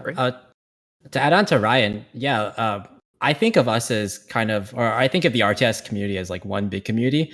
So supporting StarCraft is still really great. And not only that, like Ryan said, Dwarfheim, it is an RTS game. It's not only an RTS game, it's a co-op RTS game that is coming out tomorrow. So I'll definitely be checking it out as well. I think our dev team might be playing them in a 3v3 Dwarfheim competition, or kind of a dev grudge match later on. We'll see about that. There's no commitment there. Grudge match. Let's not go crazy. You're making me want to check that out now. I think I know who the odds favor since they made the game. Yeah. All right. Ready to go, guys? A couple more questions here. Why name the company Frost Giant? We have tried really hard to come up with a smart answer to this question. And any suggestions that sound smart are welcome. But the honest answer is we brainstormed names and we selected things that we thought sounded cool. And I'm sure subconsciously there was some resonance coming out of another company with a cold name, but we literally just thought the name sounded cool. I don't know. Anybody else want to say something smarter than what I just said? I'm not going to pretend it came from a deep, meaningful place. We just thought it was rad. For me, I imprinted on a lot of creative stuff early in when I was growing up and everything, and I loved playing D&D and first edition D&D and monster manuals, and thumbing through all the pages and looking at pictures and stuff. And frost giants were one of my favorite monsters going through there. So when we were talking about names, like we had a lot of different names that we considered, but that was one of those that just it resonated to me because we wanted to have something that we felt kind of represented the genre as a whole, but represented where we came from, the heritage of the team, but also represented the epic goals we had going forward. And it's hard to kind of tie all those threads together succinctly with a name. And that was one that just resonated for me. I like it. It's good. Yeah, go ahead, Ryan. To be honest, I wasn't totally sold on the name. I was like, Frost Giant, and then I saw the Carbot logo and I'm like, yeah. All right, Okay. Frost Giant. Although It's gonna be sick. To be fair, some people have commented that he's more of a Yeti than a giant. He's a giant Yeti. Okay. That's what they're missing because there's no scale reference there. He's a giant Yeti. There you go. Right. Also asked from the same guy, why not sell Purifier skin as one last war chest? I don't know if you guys have say in that, but Yeah, I think the easy answer there is it's not our call anymore. But yeah, ultimately we want to see StarCraft to live on and do great, and we trust that it will continue to have a future and a good one. all right. And one more from him. Thoughts on 2 vs 2? I'll take this one. Yeah. All right. So I'm a huge fan of 2 vs 2. I'm gonna brag a little bit, and I'll say that I hit number 1 on NA last year in 2v2 on StarCraft. Rather, Poke Buddy carried me, but we'll just say that wasn't the case. And I'm actually a huge fan of 2v2 in Warcraft 3 as well. I think Warcraft 3, like I play Warcraft 3, 2v2, and StarCraft 2 very much so even these days. I will say that I think StarCraft 2v2, there are some issues with StarCraft 2, admittedly. I think the biggest issue is that the game was never really, that mode was never really considered when when we made any balance decisions, basically. Just as a counterexample, in Warcraft 3, there was actually a balance change specifically. There were many balance changes made specifically for team games. One prominent one was that all AoE spells gained damage caps. So spells that were overly effective in 4v4 and free-for-all, like Blizzard, Flame Strike, those spells, it got a cap on how much damage it could do overall. There's another change I remember very distinctly, which addressed the supposed overpoweredness of the Farseer Keeper combo in 2v2. And the funny thing about that is they nerfed the Farseer, which is part of the reason the Blade Master meta was so dominant for all those years. So it's the case of how a 2v2 change in an RTS game kind of impacted 1v1. And I find that super interesting.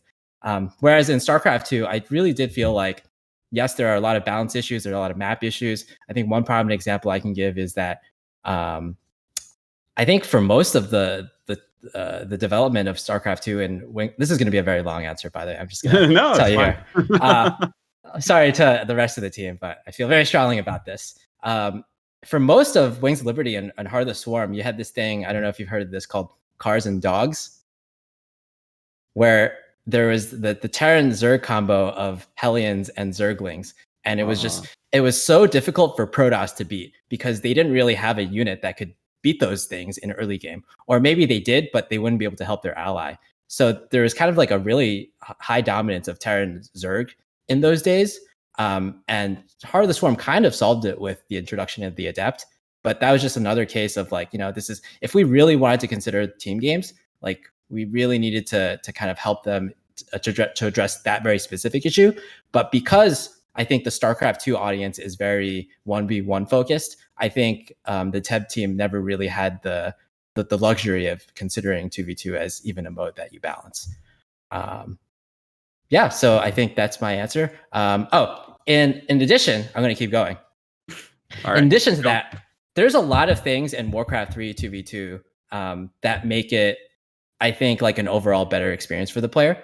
One thing in Warcraft 3 is that both armies, the first thing is that the DPS is relatively low, and the army sizes are relatively small. And what I find usually happens in StarCraft 2 2v2 is that oftentimes you're fighting, yes, technically a 2v2, but it's actually a 1v1, and then your partner, or both partners, kind of like are behind the other guy or behind your teammates, and it's actually a 1v1, and then your partner comes in, and this guy partner comes in, and it's actually like two separate 1v1s happening over the time span of two separate battles. So there's not a lot of room for teamwork where both or all four players in a 2v2 get to contribute in a lot of scenarios.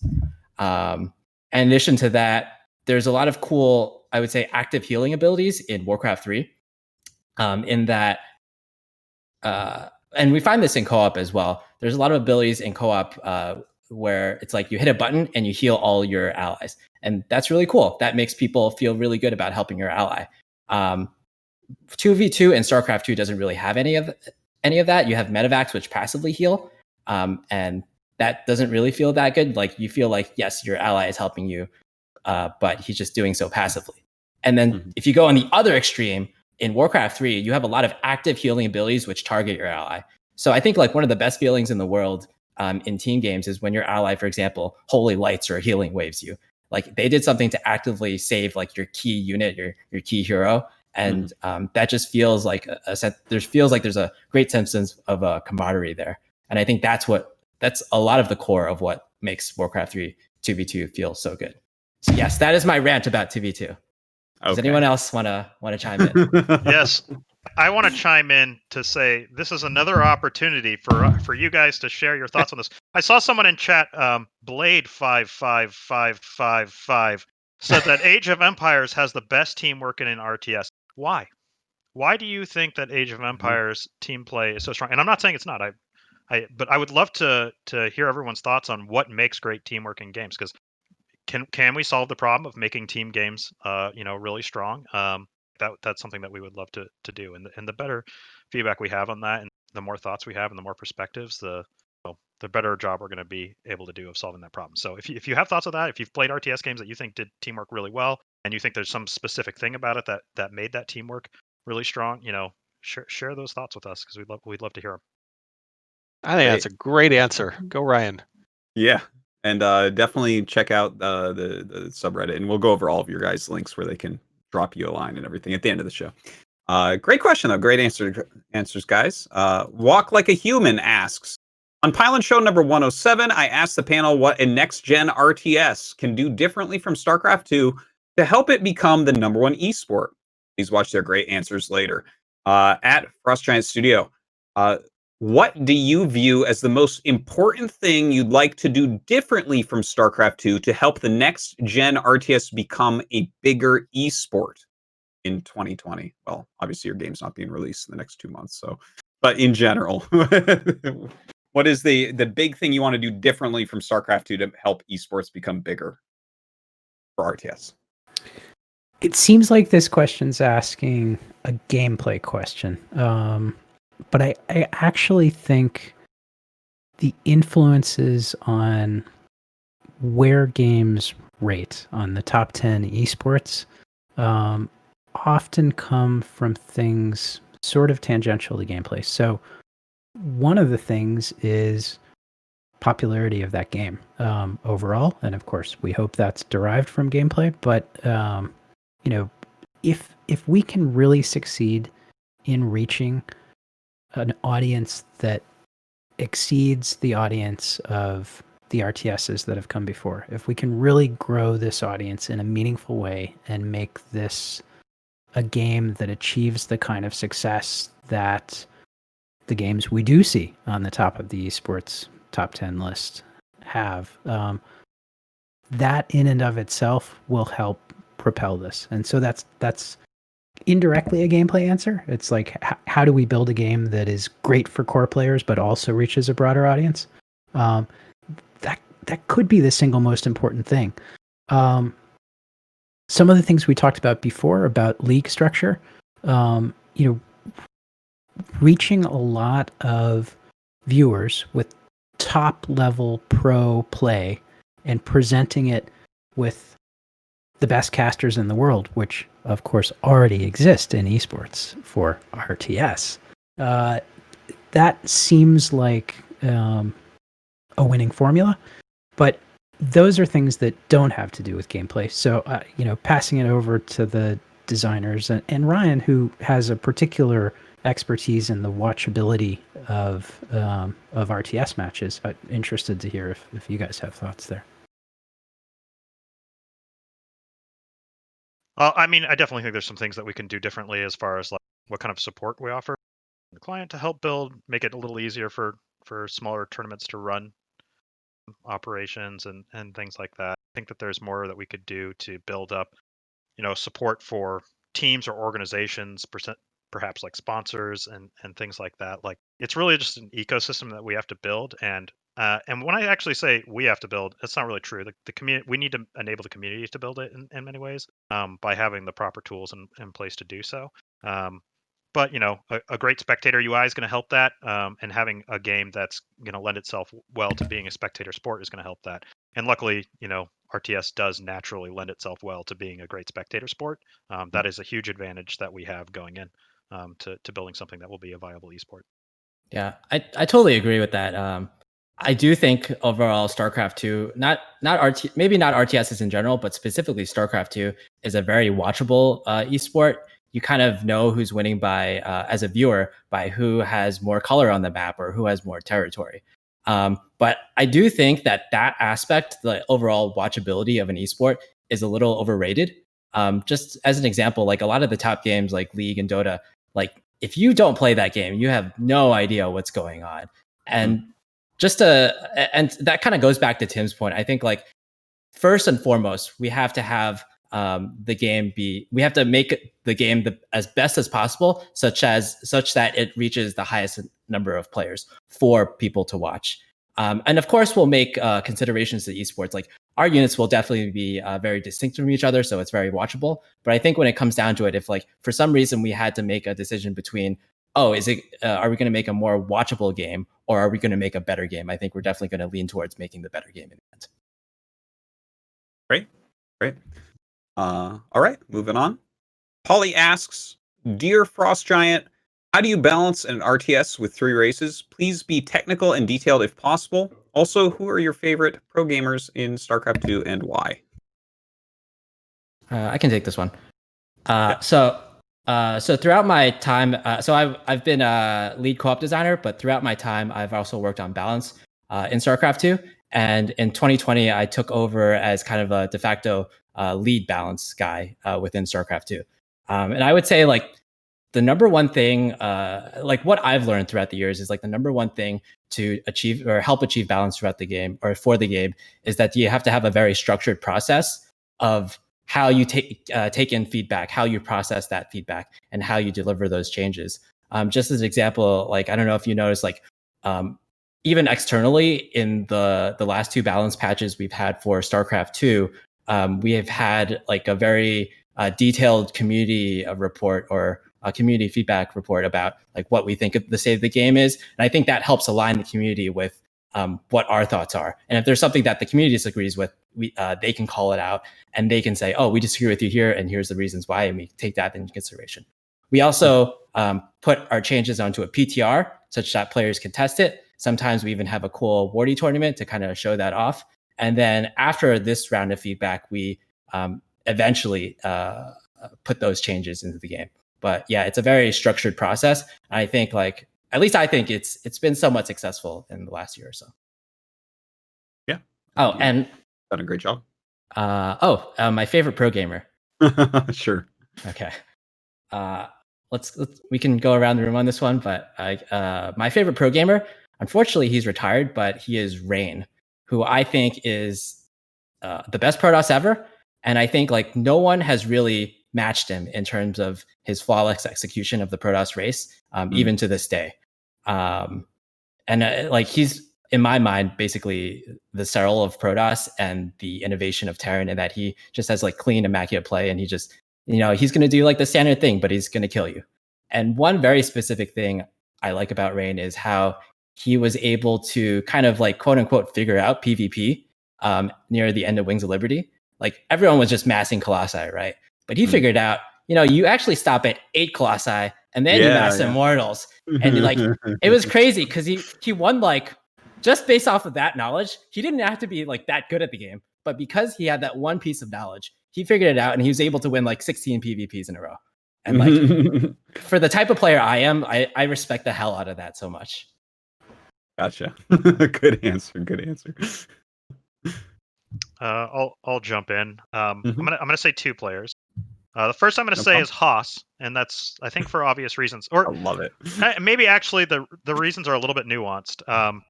What I really like about Haas is that he shows that you can think about the game differently than the way everyone is thinking about the game, and still find success. Seeing him win a tournament would have been amazing. Despite the consequences that might have had for ladder the next day. But, like I really just love the fact that he just doesn't, he just approaches it differently. And sure, maybe that ways it can be painful, but, it's just the fact that he approaches it differently, I think is really fantastic. And then I'd say my other favorite player is probably Kelzer.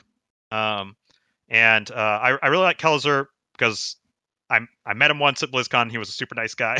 and also I just love rooting for him. And I'm still hoping that we'll see a Kelzer tournament win someday. So, yeah. You can really tell we have a very diverse design team in that we have Rain and Haas as our 2 favorite players. Yeah. You can't get more different than that. Yeah. My God. All right. I'll jump in, I guess, but I'm gonna cop out a little bit because I can't just pick one player. There are so many players that I love to watch. But I think what I will say is there is a type of player that I really enjoy watching, which is a player who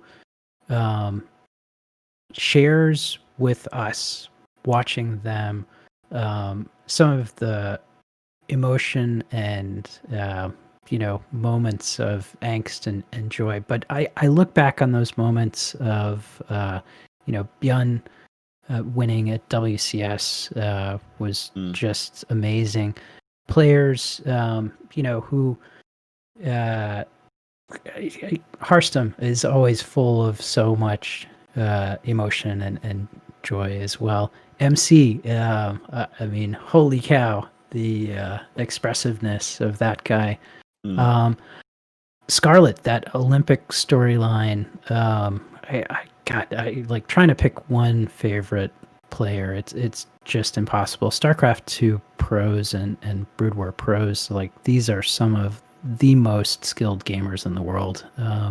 It's an incredible group of people. Yeah, I think I'm in the same vein as Tim. There's a lot of really good options to choose from. Probably Scarlet or Serral. I had a chance to watch Serral at BlizzCon a couple of years ago, back when COVID wasn't a thing and people could actually go to conventions and stuff, and just had a blast watching him play. I think all the names mentioned are good. That's one of the great things about StarCraft is that there's just so many good players to choose from and root for. Great answers. Very diverse answers too. It is interesting to see. All right. Saft Scissors asks, former Blizzard team members have also formed Dreamhaven. Is there any collaboration between the two? Understood if you can't answer. How can the community support your new studio? Fast forward 5 years, what would you consider a success both for your company and the RTS genre in general?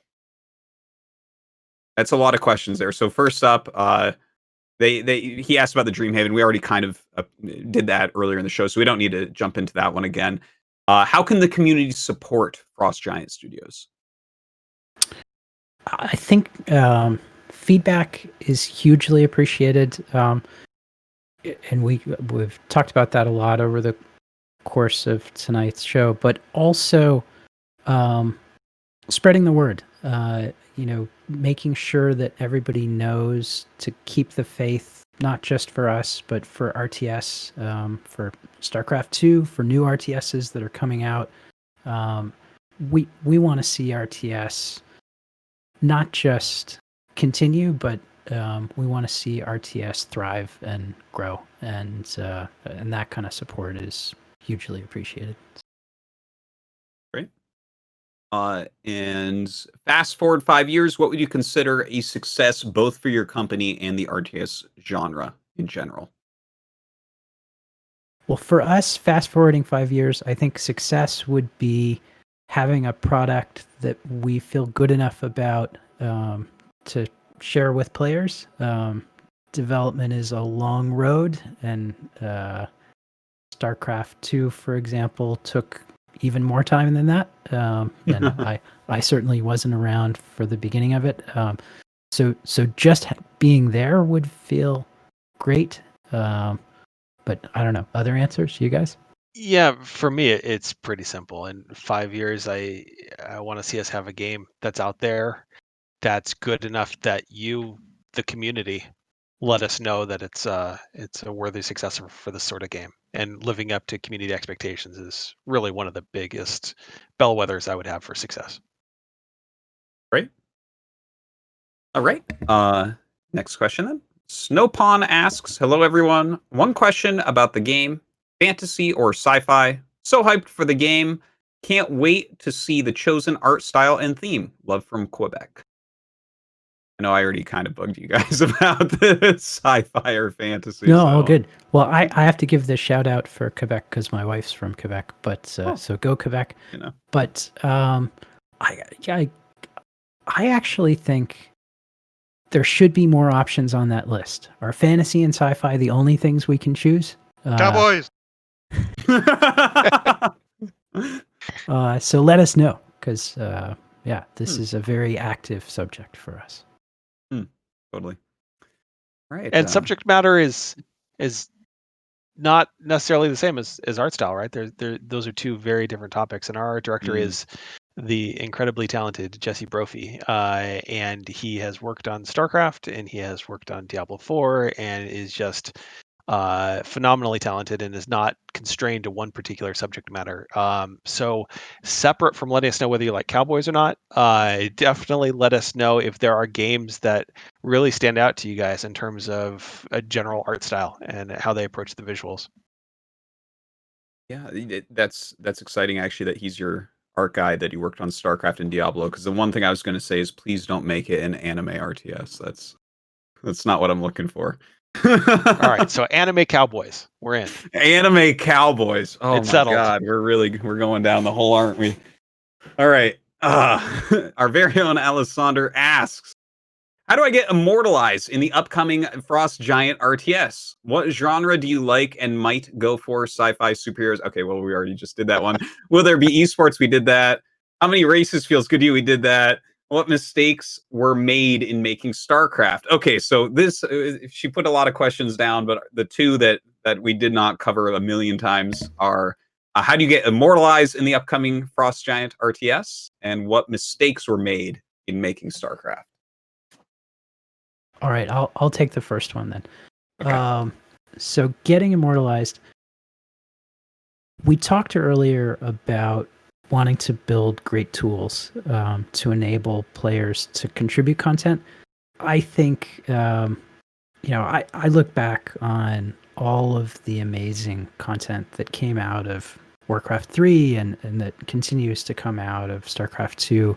Heck, whole new genres were spawned out of many of those mods. So I think that would be an amazing way to get immortalized in what we build, to be thinking about ways to build content that can live on and, as is the case with MOBA, perhaps spawn whole new genres. Okay. What mistakes were made in making StarCraft? I know that's kind of a hard question to ask because both the StarCraft games are so successful and amazing, but is there like a mistake that jumps out? Yeah, go ahead. I will reframe this question as, what is something that we can improve on from what StarCraft 2 did?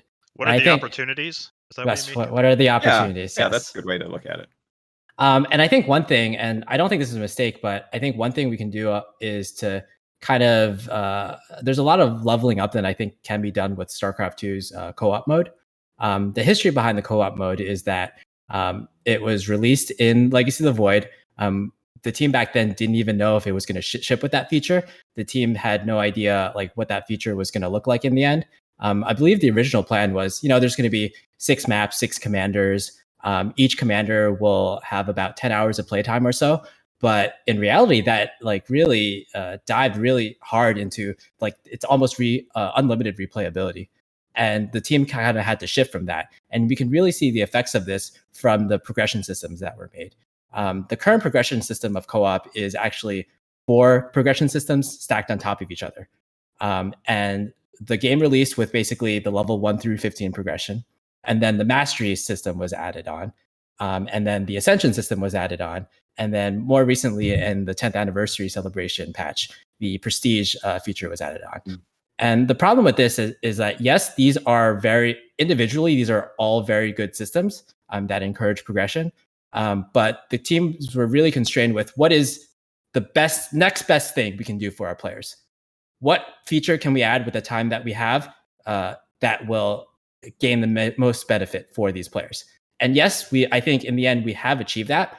But what's rocky about it is that all these separate 4 systems don't really go well with each other. There's definitely some jagged edges there. So I think one thing we can learn from that experience is we need to design kind of the co-op progression system from scratch. We need to design it and build it from the ground up so that it is indeed a very cohesive system and we have scalability there. Yeah, and I think that there's a lot of other things that we've already talked about tonight that kind of fit into this as well, such as like the social systems in StarCraft 2. Did StarCraft, really do a great job of driving social engagement outside of the game?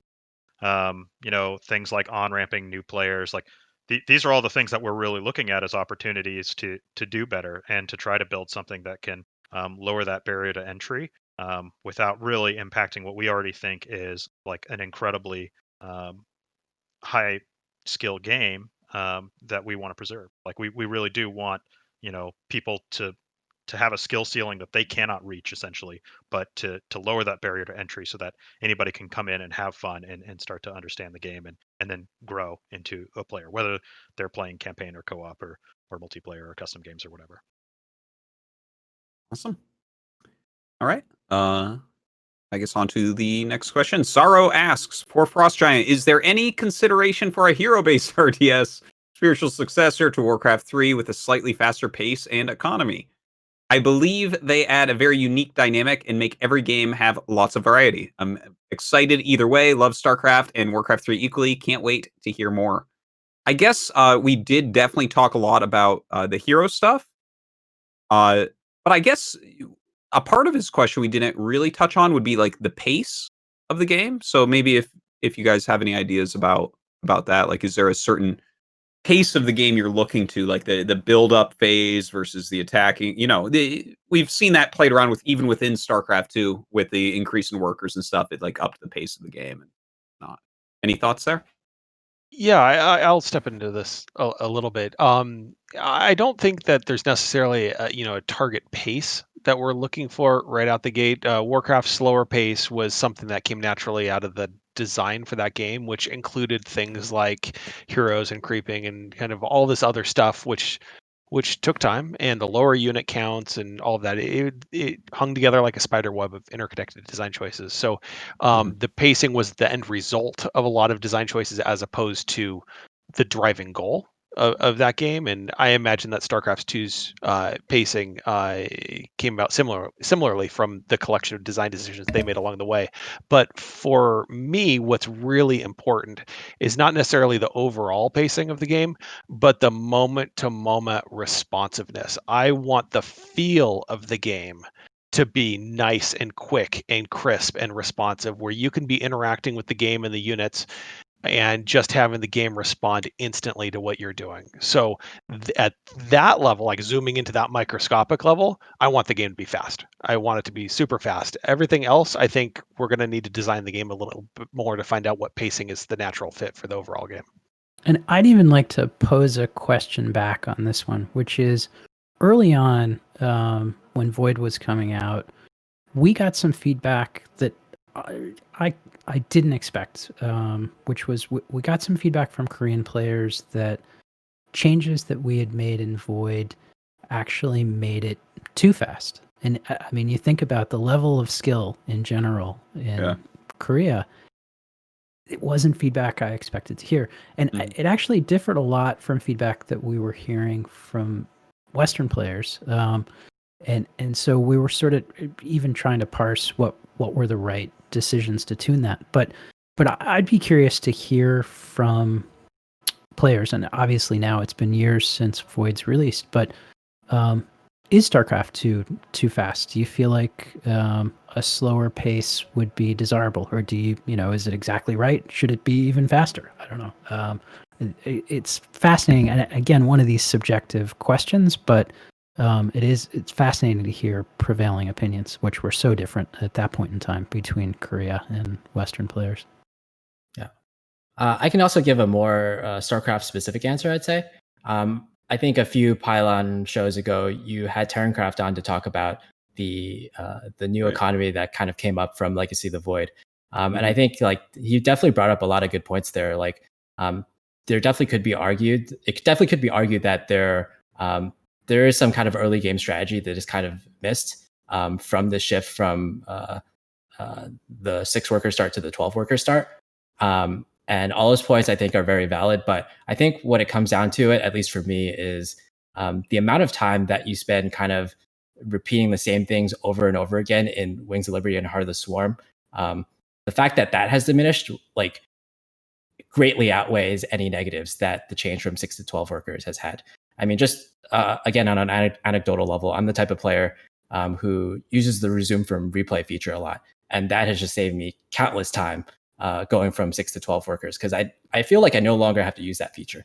I feel like there's not that much downtime in the earliest parts of the game, such that all my decisions matter.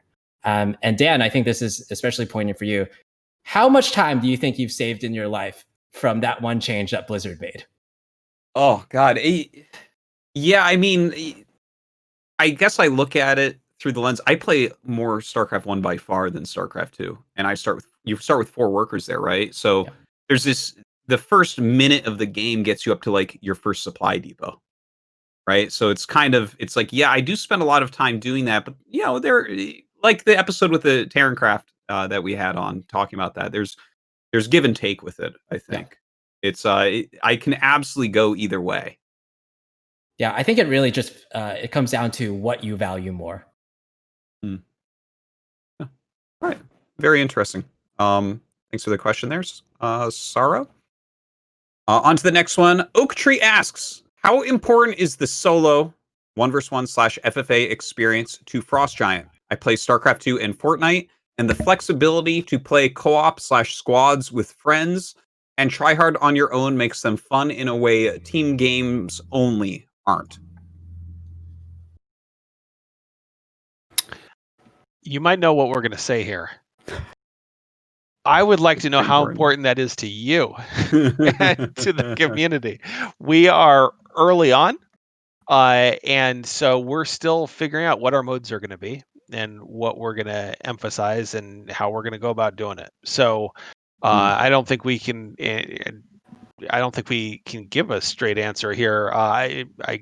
Does somebody else have strong feelings on this or anything that you guys want to share? But I'll jump in and just say, kind of harkening back to a point that we made before, it does feel like there's an opportunity to do more with team play than StarCraft 2 did. And, what's the right format is that 2s, 3s, 4s, more, FFA style. But there's a lot of opportunity, I think, to provide a better experience there. So team play is definitely something we're thinking a lot about. At the same time, 1v1 is the essence today of StarCraft Esports. So, how do we balance those two things? Because really, it takes a lot of effort to achieve greatness in a mode. And, I think there are trade-offs that were made making 1v1 as great as it is in StarCraft 2 with respect to the other modes. I think going the other direction probably implies that there are trade-offs on 1v1. So there's a decision to make here. Like I think it wouldn't be realistic to say, oh, we're going to do them all great. We really do have to reach a conclusion here, but the only thing I think we can say for sure right now is that it feels like there's an opportunity to do better with teams. Okay. Thanks for the question there, Oak Tree. Refrigerator asks, while listening to Tasteless's video, a great point was brought up about how the campaigns do poorly at preparing you for the ladder experience. What do you guys think it takes to make a campaign that has flavor and unique mechanics while also attempting to prepare a player for the ladder? And we did talk about that a little bit, but yeah, I mean, I guess within like StarCraft 2, for instance, you can get the Banelings jump up cliffs upgrade, and that doesn't exist, right? So some of the units play themselves quite differently. Is there any ideas on that aspect of how the campaign can help a little bit more with it? Yeah, I'm gonna wade right into this one, blunder my way to an answer here. But I think the idea of using campaign as a way to mechanically and skill wise prepare players for multiplayer is just it's a flawed model to begin Mm. with, and I think it's something which has lingered in the genre for a long time, probably from the way early days of this genre. I think that's something that needs to be unbound. There's two things getting conflated here, and we need to separate them. If you tie them too close together, I think inevitably what you're going to see is one side or the other is going to get compromised. If you're going to have a great campaign, the decisions to make it great may steer it away from Mm. leading into multiplayer gameplay, in which case, as an on-ramping tool, it's going to do a worse job. And conversely, if you really take the campaign and tie it directly into the multiplayer game, it's going to limit what you can do and the stories you can tell, and it's going to make the campaign suffer as a result. So I think that's something, that model, I would like to see us break apart and really innovate with other ways of getting people into multiplayer and ramped up on their comfort level and their capability within multiplayer and competitive play, and tackle that separately from campaign, and have our campaigns be built as a standalone cooperative experience that's not tethered to how well it trains people for competitive play. Great answer. Yeah. Take that, Tasteless. All right. Goober Woober asks, hello, Frost Giants. I am so excited to hear about your new company and plans to make an RTS. I was hoping you could speak to the process of designing asymmetrical factions in a strategy game. Does it start with one faction being fleshed out, or are all races developed at a similar rate? Thanks. Good question. I think that's a great question. It probably differs from game to game and dev team to dev team. But generally speaking, the way that I've seen it approached in the past is that you start with a core, and then you build out and you build layer upon layer and radiate outwards from that. And that, in my experience, rarely involves building all of the races at the same time. Usually you're building, how do we place buildings? Or you're building, how do we do economy? Or you're building the game systems in certain ways. And usually a faction will be your kind of test bed for that. And it will be what you use to get all those systems working. And then you vary from that to additional factions as you move through them. It's just a kind of a more efficient way of working through the problem set. But I don't think there's a right or a wrong way necessarily to do that, and I think it probably varies from team. So I don't know if any of the SC2 guys here had a different experience. Not a different experience. I was just going to tack on that I think there's also part of the initial conceptualization tied a little bit to setting that we talked about, the anime cowboy setting that is so popular, but tied a little bit to setting just in terms of thinking about what are the forces that are going to be in conflict? And as a corollary to that, like, how are they distinct from each other? Because that distinctness has to do with look, it has to do with their lore, but it also has to do with how they play as a race or as a faction. And so there's definitely some high concept thinking that I think happens up front. But to Tim's point, there's very much a crawl, walk, run to game development, and the crawl phase is just like getting the base mechanics stood up. And at that point, like, we're not even ready to think about how that asymmetry translates to balance. We have to get that foundational layer stood up before we can really tackle that as a problem space. Yeah, definitely. I think that's a great answer. And even like the crawl is just getting it working, right?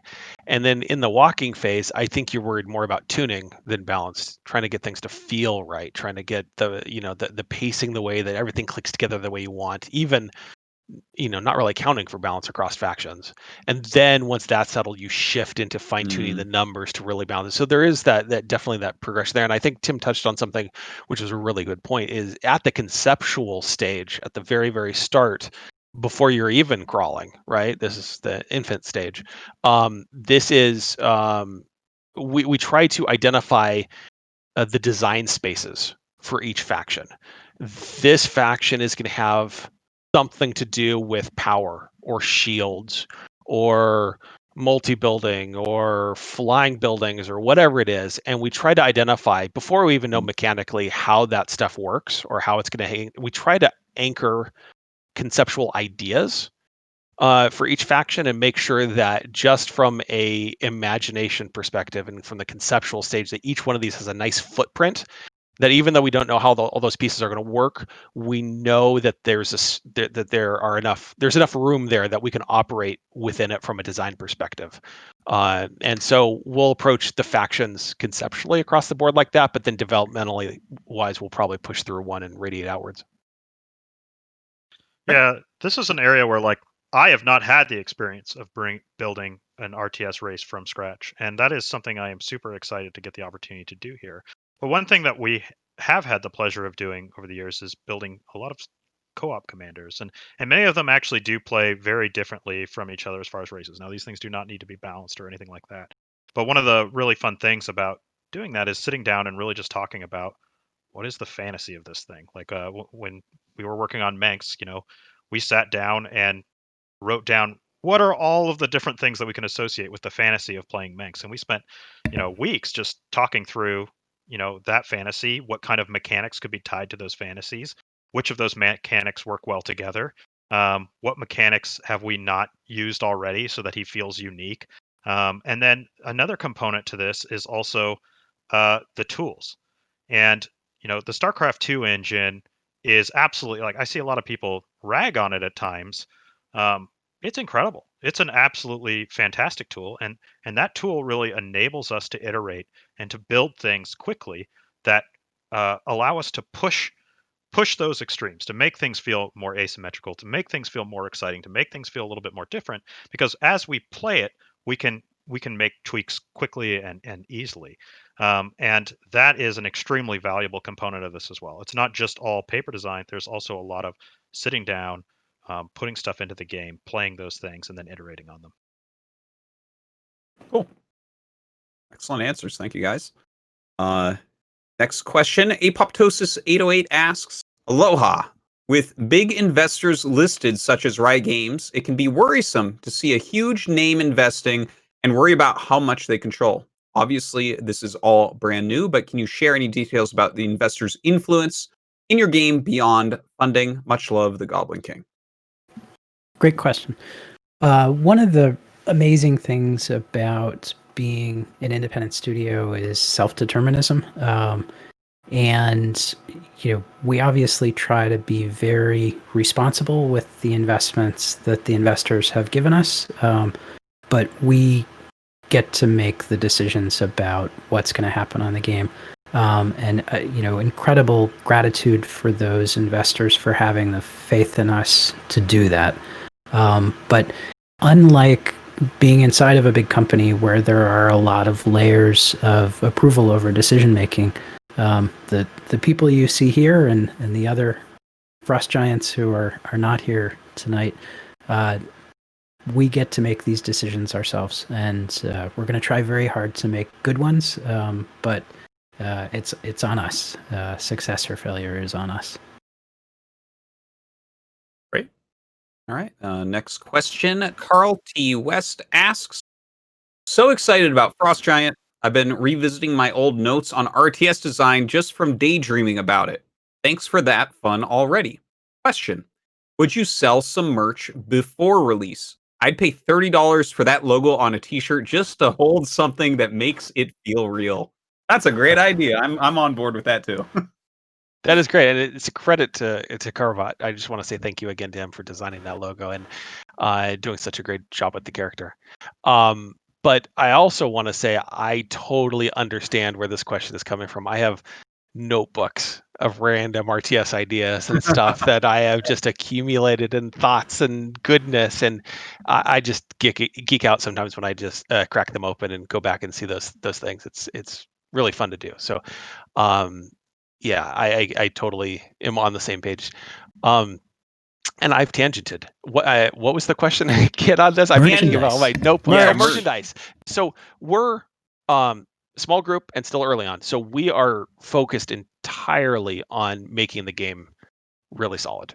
We need to come out the starting gate strong on this, really make sure that we have a strong foundation. And so that we don't have merchandising plans now. That said, if this is something that the community wants, maybe there's something that we could do specifically for the community. I think that would be cool, but we're not trying to do some larger, wider push into merchandising early on. We want to make sure that the game is served first. I understand, but I am a little bit sad. Actually, he's sold me on getting that. Let us know. I mean, if this is something that the community really wants, maybe this is something that we could do something in. Cool. All right. Thanks for that question, Carl. Great idea. Oh, my favorite. Ass Rash asks every week. I know this is coming. What do you think about a stickiness mechanic? Each unit type has it as an attribute, -100 to 100, that determines how well enemy units move past them. 100 unit is great for body blocking and slows opposing units down while touching. A -100 unit is slippery as tasteless slathered in baby oil. All right. Do you guys have any ideas about, I guess this is a pathing question more than anything.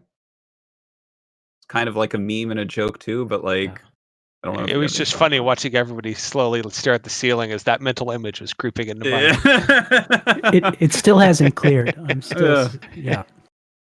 I'm going to try to take a serious answer at this, but sure. I think this is something like we often have like these really extreme ideas of like, what if this happened?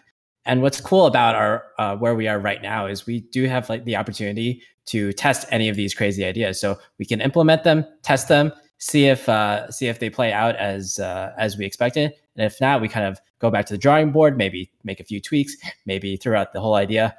Who knows? But yeah, these are the kind of crazy ideas that we definitely can test at this point of our timeline right now. But not the tasteless and baby oil. We actually don't have the ability to test that one. Well, I can hook you up. His mom is on our team. Yeah, so. That's true. That's true. We know someone who might be able to arrange that. No. All right. Thanks for the question there. Some drunk Canadian asks, after a day of watching Artosis, Up a Tree, Zelda, and Thermal, it's time to get back to developing the next great RTS. How will you design that one race the above streamers will play so that they can remain salty after each loss and endlessly complain about balance? Much love from Raincouver. Kevin, you want to take this one? It's a Terran joke that Terrans are liners. Because we play the hardest race. Yeah. Well, what we really have to do is every time one race is perceived as the hardest race and one race is perceived as the easiest race, we have to add some obscure mechanic into the easiest race that forces them to, like, you know, maybe play a game of Osu on the side while they play. Oh my God. Our RTS. an amazing answer. I love the idea that eventually, because it'll just rotate around and around. It's like you have to basically play the piano while you're playing the game. It's gonna be crazy. Yeah, everyone gets their turn to be Terran. Every player or every race gets their chance to be Protoss. Excellent. All right. Thank you for the question. Stegophone asks, will there be any sentient hot dogs involved in the making of this production? No. Much love to Artis, the Frost Giant team, and the rest who make this RTS community possible. Thank you, Stegophone. Appreciate it. Optional player asks, congratulations, Frost Giant Studios. We're all so very excited for what you have in store. Working with AlphaStar, what is there anything which could be implemented from AlphaStar into a new RTS? Also, if you need another story writer outside of Mr. Nielsen for your games, I'll send a resume in. I'll take the AlphaStar part of that. So AlphaStar was a really incredible undertaking, and the team of Google engineers who worked on it are really brilliant. At the end of the day, what they built is so complex that I think for us to replicate that would just it's probably not realistic. Those guys are at the top of their field. That said, I think machine learning as an avenue of innovation, there is tons of potential for us to apply. And who knows, maybe I'll get a call after this from the Google guys and they're like, hey, we want to build AI for RTSs, in which case, you guys know my number, please, please call us. But realistically, machine learning has so many implications on how we're able to build the game. Like there are a lot of ways that we may be able to employ machine learning there, and it may have implications for how people play the game and learn the game. Things like using machine learning to build coaching assistants or post-game analysis, I think are very interesting avenues to explore. I can imagine having simulated casters for individuals' matches, that are saying things appropriate to what's going on using machine learning. Like ways to apply machine learning to make a better gameplay experience are vast. I'm sure there's a million things that we're not even thinking of, but specifically having machine learning AIs to play against, it's still a super complex problem in RTS. And, again, if the Google guys want to collaborate, awesome. For us to try to replicate the work that they did on AlphaStar, it's just honestly, they're on a whole other level than we are when it comes to machine learning. Seems like that would be like asking them to also create a wonderful RTS while working on AlphaStar. It's like different wheelhouse. Right. His other thing is like kind of a half question, I guess, about a resume. Are you guys like accepting resumes? Do you have like job positions open and stuff like that? Thanks for bringing that up. Yeah, we do have a resume submission ability through our website. We don't currently have writing positions open, but longer term, we're definitely hoping to grow, and we really appreciate the interest across all disciplines. Cool. All right. Next question. Pulse asks, "Hey Frost Giant, I'm pretty happy you guys are starting a new RTS. Do you think using a pre-existing engine like Unity or Unreal will be the way to go? Also, what are the initial steps when starting a new game dev project like this? What are the big decisions that you have to make early on?" Guess I'll take the first one and then maybe pass it on to somebody else to take the rest. Definitely using a pre-existing engine lets us focus on gameplay rather than building out systems. There's a certain amount of systems work that we're going to have to do no matter what, but hopefully we can do that as an additive piece to an existing engine rather than building a whole new engine from scratch. We're still evaluating options here. We're certainly looking at the usual suspects, but just to straight up answer the question, yes, we think using a pre-existing engine will be the way to go. Yeah, one of the most important parts of the dev cycle for this type of game is iteration. It's just getting the game playable, trying things out, throwing away the things that aren't, implementing anything, just iterating your way through that. And the curse of building new engines from scratch, multiple people on this team have gone through that before in different projects. But the curse of that is that you spend so much more time upfront developing technology that it cuts down your iteration time. And with a game like this, where quality and balance and really precise gameplay are super, super critical to us, we need to maximize iteration time. So, yeah, technology wise, we're going to be making choices to leverage whatever is out there and then to surgically build proprietary tech in the areas that we need to support our gameplay. And sorry, Ryan, you started to talk there. Nope. I got nothing to add. Oh, All right. Well, all maybe, right. maybe I'll grab some of the rest of that question. So, initial steps starting a new game dev project like this. One of the first things we did was catch up on other RTS games. So we talked about that a little bit. Another early step was just of the games that we love, what are the deconstructing the things that we feel were most successful about those, and then also deconstructing the things that felt like there were opportunities to do better, and really trying to objectively quantify those things, because it is easy to say, I like this game, I don't like this game, but the why, what are the contributors to those, and that spurred a lot of really healthy discussion on the team. But then trying to draw conclusions from that, and that's the phase that we're in right now, and that's where also hearing outside opinions matters so much, because we're just a small team, and we've only looked through our own eyes, so having the benefit of that feedback is huge. I don't know, do you guys want to add on to any of that?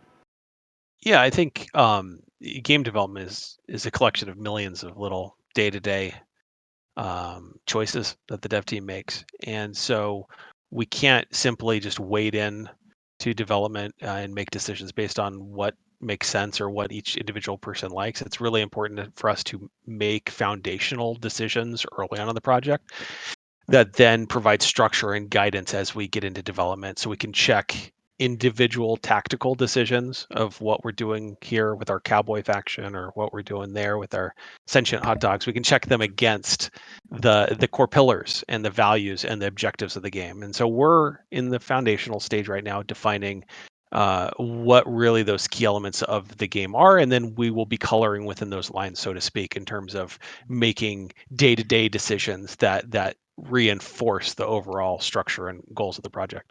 Yeah. One other thing that we're really focusing on these days is just trying to get our hands on playing as many different RTSs as possible. Our core crew comes definitely from a Blizzard background, but we really think that there's a lot of good ideas out there.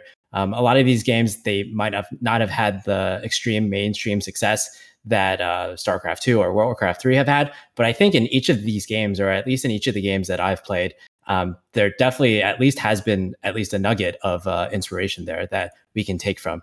And not only that, but even if we see that there are improvements that can be made to those games, those are lessons learned there. So it's not only talking about the deconstruction of StarCraft 2, of Warcraft 3, of Blizzard titles, but all the RTS titles that have come before us. All right. Really great question from Pulse there. Thank you so much, and good answers. Next question. Danboy D asks, congrats FGS. RTS games have a variety of ways to play. Example, competitive play, melee, campaigns, custom maps. Do you have a mission statement on the website about appealing to the core audience first?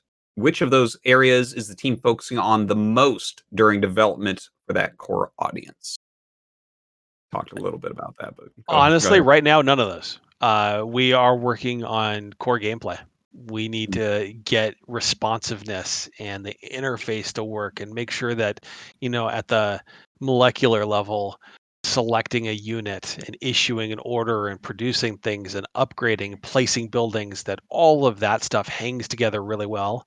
And that's something which is the foundation for all of those different modes and those different types of play that you talk about. And as we get through that, then we'll be focusing on the different ways of experiencing the game. And that's where those different modes will really come into focus for us. At that point, the team will probably be scaling up as well. So we would likely have people focused in, more than one of those areas at a time, helping to build out the overall game.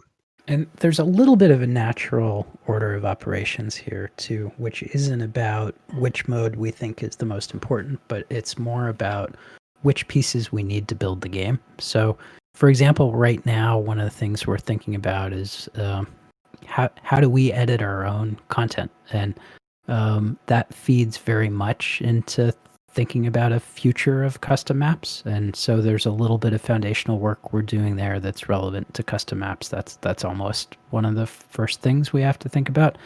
Then after we start building content, we're not going to have AI working day one. So the easiest way for us to test ideas and mechanics is a network game, like getting competitive play working. It's just like straight order of operations. We've got to have that early.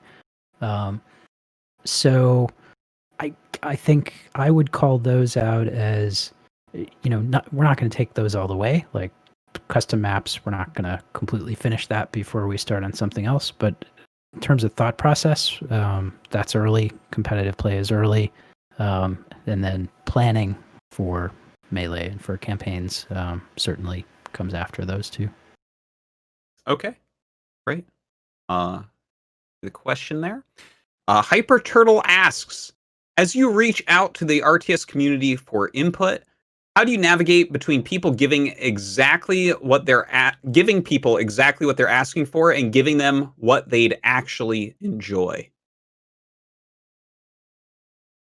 Sometimes people don't know what they want. Yeah, that's isn't the that's answer very carefully? Yeah. I mean, probably, yeah. Ultimately, our job is to give you guys a game that you love and that you want to play for years and years and years and years. So the end result is what we're on the hook for. Along the way, we're going to try out a ton of ideas. And a bunch of those ideas hopefully will be things that the community is asking for and is saying that they want. And through development, we're going to find out if those ideas really hold water and are things that will stay with the game, or are they things that we're going to iterate through and come up with something better, or that is slightly in a different direction or whatever else. So I think the answer is we need both. We need the community to share ideas so we can try them out and so that we can make sure that we're building the game from the strongest set of ideas as possible. But at the end of the day, everything, including our ideas, it's not about my ideas or Ryan's or Kevin's or anybody on the dev team. We all serve the goal of making the end game as strong as possible. And a lot of times that means that we have to effectively leave ideas that we're individually passionate about behind to serve the greater good.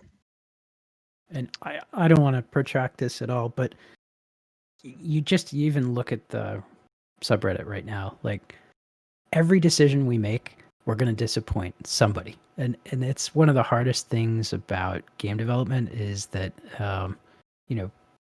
there's some portion of the audience who's going to be disappointed whatever choices we make. And so we're trying to navigate this in the best way that we can. But, we are going to have to make some of these decisions, 3 races or 4 races, cowboys or sentient hot dogs, heroes or not heroes. So I mean, all of these things, there are such strong opinions on both sides. So it's one of the hardest parts, and it's there's not a super clear answer besides we have to use our best judgment. And honestly, that's, for me at least, I just speaking personally, that's one of the hardest part of game development is sometimes you feel really strongly about something like, this is a great idea. Why does everybody not just see my genius? Yeah. And being able to tell sometimes where this is genuinely a good idea and it's worth pushing through and fighting for and championing versus, hey, wait a second, maybe everybody else is seeing something that I'm not seeing, and maybe this is something that we should be backing away from, even if I care about it deeply. And sometimes it's a very it's a very fine line and sometimes hard to see, but we do that every single day during game development, and it's part of the process.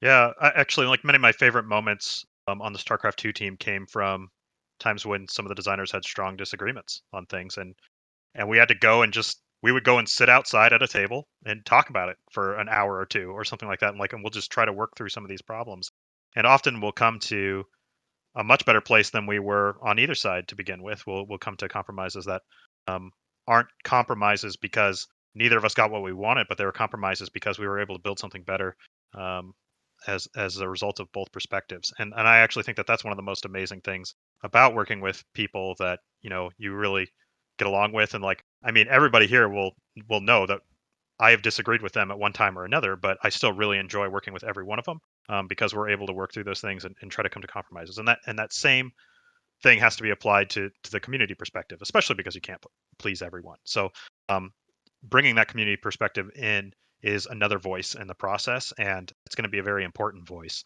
But we also have to respect some of the constraints of what we're building, what priorities there are, and things like that. So but getting that perspective is incredibly important. All right. To the question, Sam Snod asks, how much of the initial success of StarCraft II was due to strong positive associations with Brood War and the Warcraft series, both the IP and the developer, and how much were due to the mechanics? How are y'all approaching developing a brand new IP under a new flag, but with strong personal reputations? The first Blizzard. Yeah, I was gonna say that's Yeah. a tough one to answer, right? It's hard to attribute degrees of success to different. I mean, obviously, as a sequel, bringing the earlier games and the earlier history of the franchise and lore and everything with you is a huge, huge, huge positive. But it's hard to assign a percentage of success to that versus other things. I don't know. Sorry, Tim, what were you gonna say? Yeah, it's I was maybe even gonna turn it into a question to you guys, like what was the first Blizzard RTS you played, and what made you play that? I think one way you can look at it is like, for example, what has StarCraft 2 introduced innately on its own merits that make it such a great game? And one answer that comes from the top of my head is the unit pathing. It's just so crispy. Everything responds the way like you think it would. And I think every RTS since then has been judged based on that. And most have fallen short. And that's why a large part of why they haven't done as well. So I think that is kind of one part of the legacy of StarCraft 2. Okay. The second part is more like how you're approaching developing a brand new IP when you're under your new company, but you still have these strong personal reputations. All you guys are kind of legends within RTS. So how do you look at that, I guess? It may be different for each person, but I don't think Blizzard RTS as a type of game has one hard and fast definition. If you look at War 3, if you look at SE2, if you look at Brood War, they're all expressed differently, and yeah, some of them are newer, and so therefore have some modernizations and technical improvements that their predecessors didn't have. Sorry, but they all represent different thought spaces and different ideas and ways of expressing Blizzard RTS. So I'd say for us, none of us are looking to just replicate the game or games that we've worked on. We're really looking to take inspiration from Blizzard RTS as a whole and the genre as a whole, and bring our own ideas to that and sift through and find the recipe that is going to be unique and is going to be Frost Giant and just represent our vision there. And there's not a clean answer for how we get there. It's often a messy iterative process. But it starts out like this, having lots of conversations about what we think are important and deconstructing the games or the genre as a whole into discernible things that are good or bad or that we can learn from, and then kind of piecing those all together collaboratively. Cool. Great question. All right, on to the next. Our very own nice username asks, congrats, Frost Giant. I'm curious what you think about addressing some common complaints / requests from StarCraft 2, such as poor performance in late game 3v3, 4v4, etc. Can we expect a million units on screen at 120 FPS? Dota 2 style observing, like watching live games in client, and Protoss being unfair. Well, maybe somebody else wants to tackle the third one.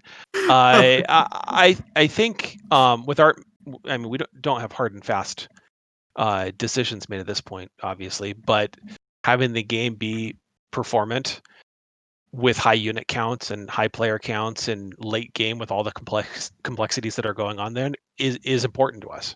And it's one of the reasons why we have key engineers on board early now tackling fundamental technology decisions, because we know that those are things that are going to enable us to have a game that is performant like that when we ship. And whether or not our design is going to call for thousands of units or hundreds of units or somewhere in between, I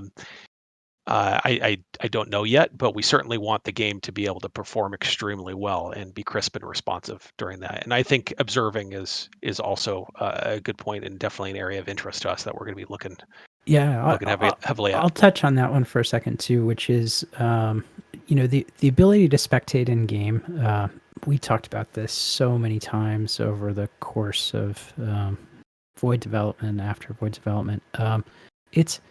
It's non-trivial to implement, but it does unlock some pretty cool abilities that you just can't get in a video streaming observing interface. So super interested. It's a bunch of work, but super interested. Who's going to tackle the Protoss one? Just don't put Protoss in your game. You're going to make every RTS player happy at that point. Osu. It's the side Osu concept is the answer. All right. Thank you. Nice username. Wonderful questions. Also, thank you, Joey, for setting up our subreddit. Joey is awesome. He's going to keep it safe in there for everybody. It's amazing. All right. Luis Torres asks, so excited for Frost Giants RTS. Seeing the direction and lack of attention that Activision Blizzard has given to StarCraft in general makes me worry for its future. Could you see a future where Frost Giant somehow acquires StarCraft as an IP for a third iteration? If so, what would that look like?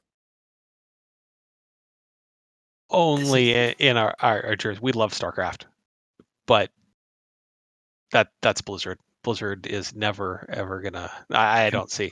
We obviously we're not at Blizzard. We don't know the decision process, but I don't see any way that they're ever gonna have that go to any other company. But man, we could dream, can't we? I've seen people post that about Dreamhaven and now about you guys, and I'm like, I think you guys underestimate how expensive it might be to acquire StarCraft as an IP. That's like, it's so legendary. It just never happened.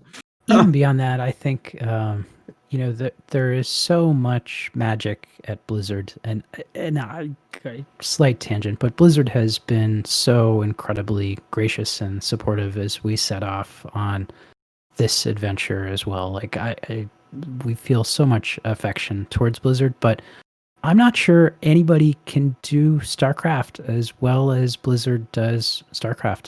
The storytelling, the movies, I somehow, even though we love the franchise and we have experience with the franchise, I'm excited to see what Blizzard does in the future with StarCraft as an IP. We've seen Warcraft translated into so many different types of games. I think there's tremendous potential there, and I have no idea what Blizzard's plans are, but I'm certainly going to play it, whatever they come out with. No. All right. Next question. Pixel asks, with RTS being such a complex genre of game to develop from a technical perspective, what are your plans going into this project to create such a complex game type with a smaller team than you would have at Blizzard? Pre-built engine, he asks. I guess you already touched on that a little bit, but anything else to add? That's a big one. Part of the shortcut we get is just the experience with the genre, for sure. So we're trying to be smart about learning from our own past trial and error. I don't know, Tim, Ryan, Kevin, other thoughts on this one? I think you're you're right with that answer. I think we use our experience to really identify an order of operations in terms of things that are foundational, things that then might build on that foundation, and things that might build on that. And a lot of things that may seem different to players at the surface level maybe are using shared systems behind the scenes. And so we will be effectively designing this game and then trying to cluster clumps of related features together in our development schedule and just work our way through things like that. One thing I should tack on as well is even though we're a smaller team now, once we get past the prototype phase, we are going to grow. So we do have a production plan that involves a similar size to the core dev team that built StarCraft 2. So that's a factor to consider too. Yeah. So even though there might not be job postings for writers per se, I think it's a good time to still submit your resume right now, just so we can have it, honestly, and reach out to you when the time comes that we do need to hire more people.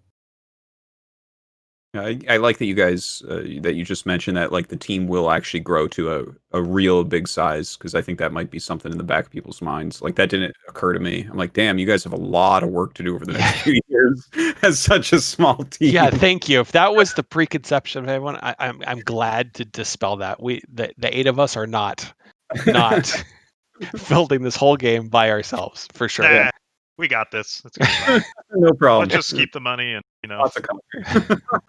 we'll do it ourselves. All right. Thanks for the question.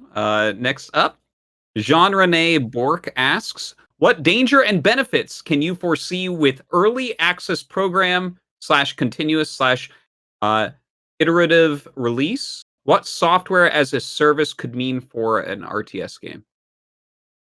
I'm not really sure what this means, but I think this is probably just talking about the way games are more commonly developed now versus the way they were developed when Wings of Liberty originally came out. And we put a certain amount of thought into this transitioning post Legacy of the Void to operate more as a service, and there was a lot of adjustment in the way that we built things. Where previously we had years to work on stuff, now we're trying to ship something new every month. That was the goal coming out of Void. So we've learned a lot from that. I think there are dangers for sure. You can get stuck on a content treadmill and kind of lose sight of longer term strategic goals. Sometimes you lose those punchier moments, like, the launch of a full expansion is a huge thing. So there are pros and cons, but I really do think the pros outweigh the cons in terms of operating as a service. I think that sense of the game constantly evolving and constantly having new surprises is a good thing. all right. On to the next one. Gildalin asks, so when you guys take over as being the premier RTS esports game, what should the name of this show change to?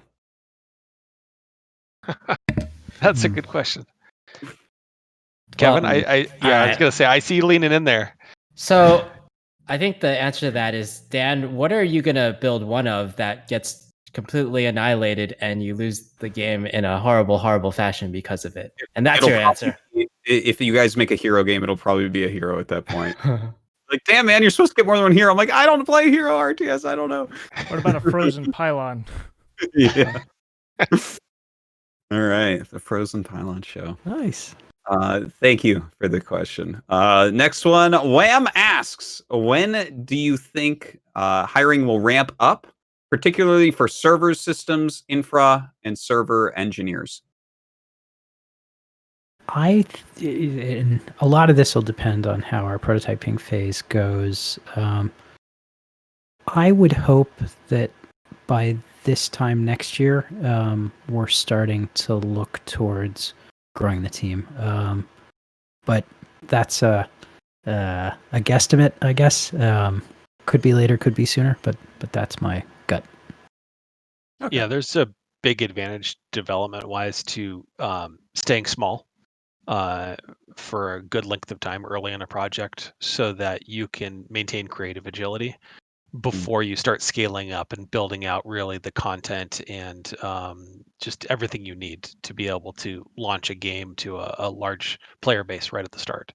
And so during the early stages when we're prototyping, keeping the team small is a huge advantage, and so that's why we're focused on that for now. Okay.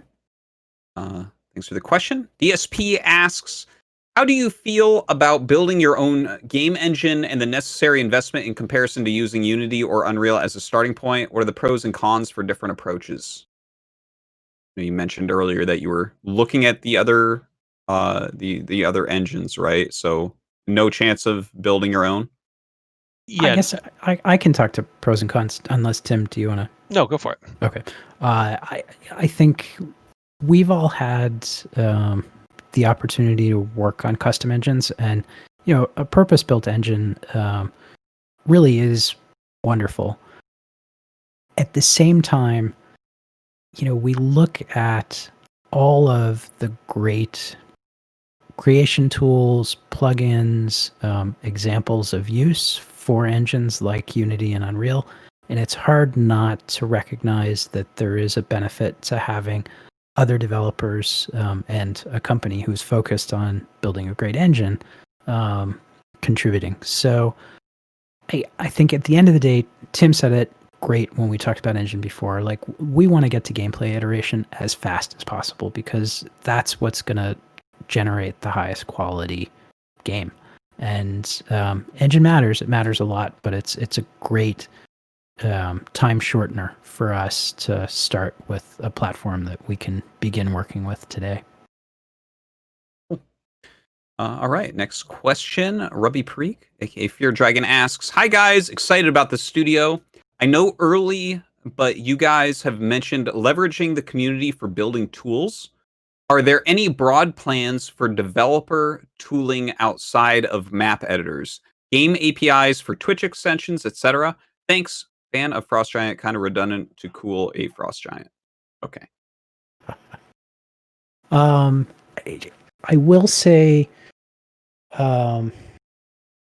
we're so early in our own process that we haven't even charted a course when it comes to what APIs we might add beyond editors. An editor is really a program rather than an API. So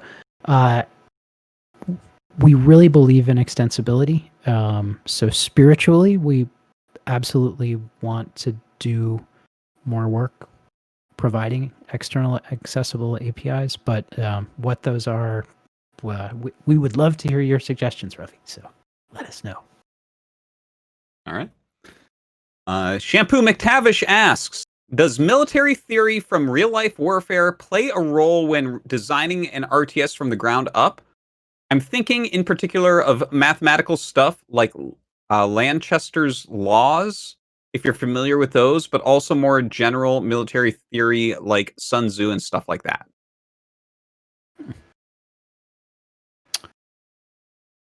Tim, any perspective on that one? I am not familiar with Lanchester's laws. Yeah, I was hesitant only because I'm not familiar with that. Kevin, are you about to say something? Maybe not like Lanchester's law, but I think like one thing that I talked to Day 9 about fairly recently is like our shared background in operations research, which is kind of like the math of optimization.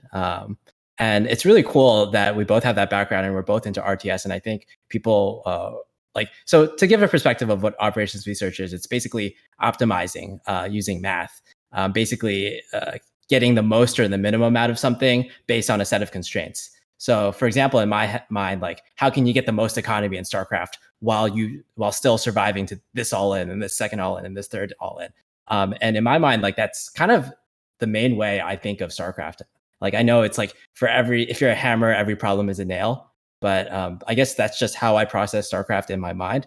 And I guess that is kind of a more mathematical approach to it. So while it's not necessarily Lancaster's law, I think there is definitely ways you can apply game theory and math to StarCraft.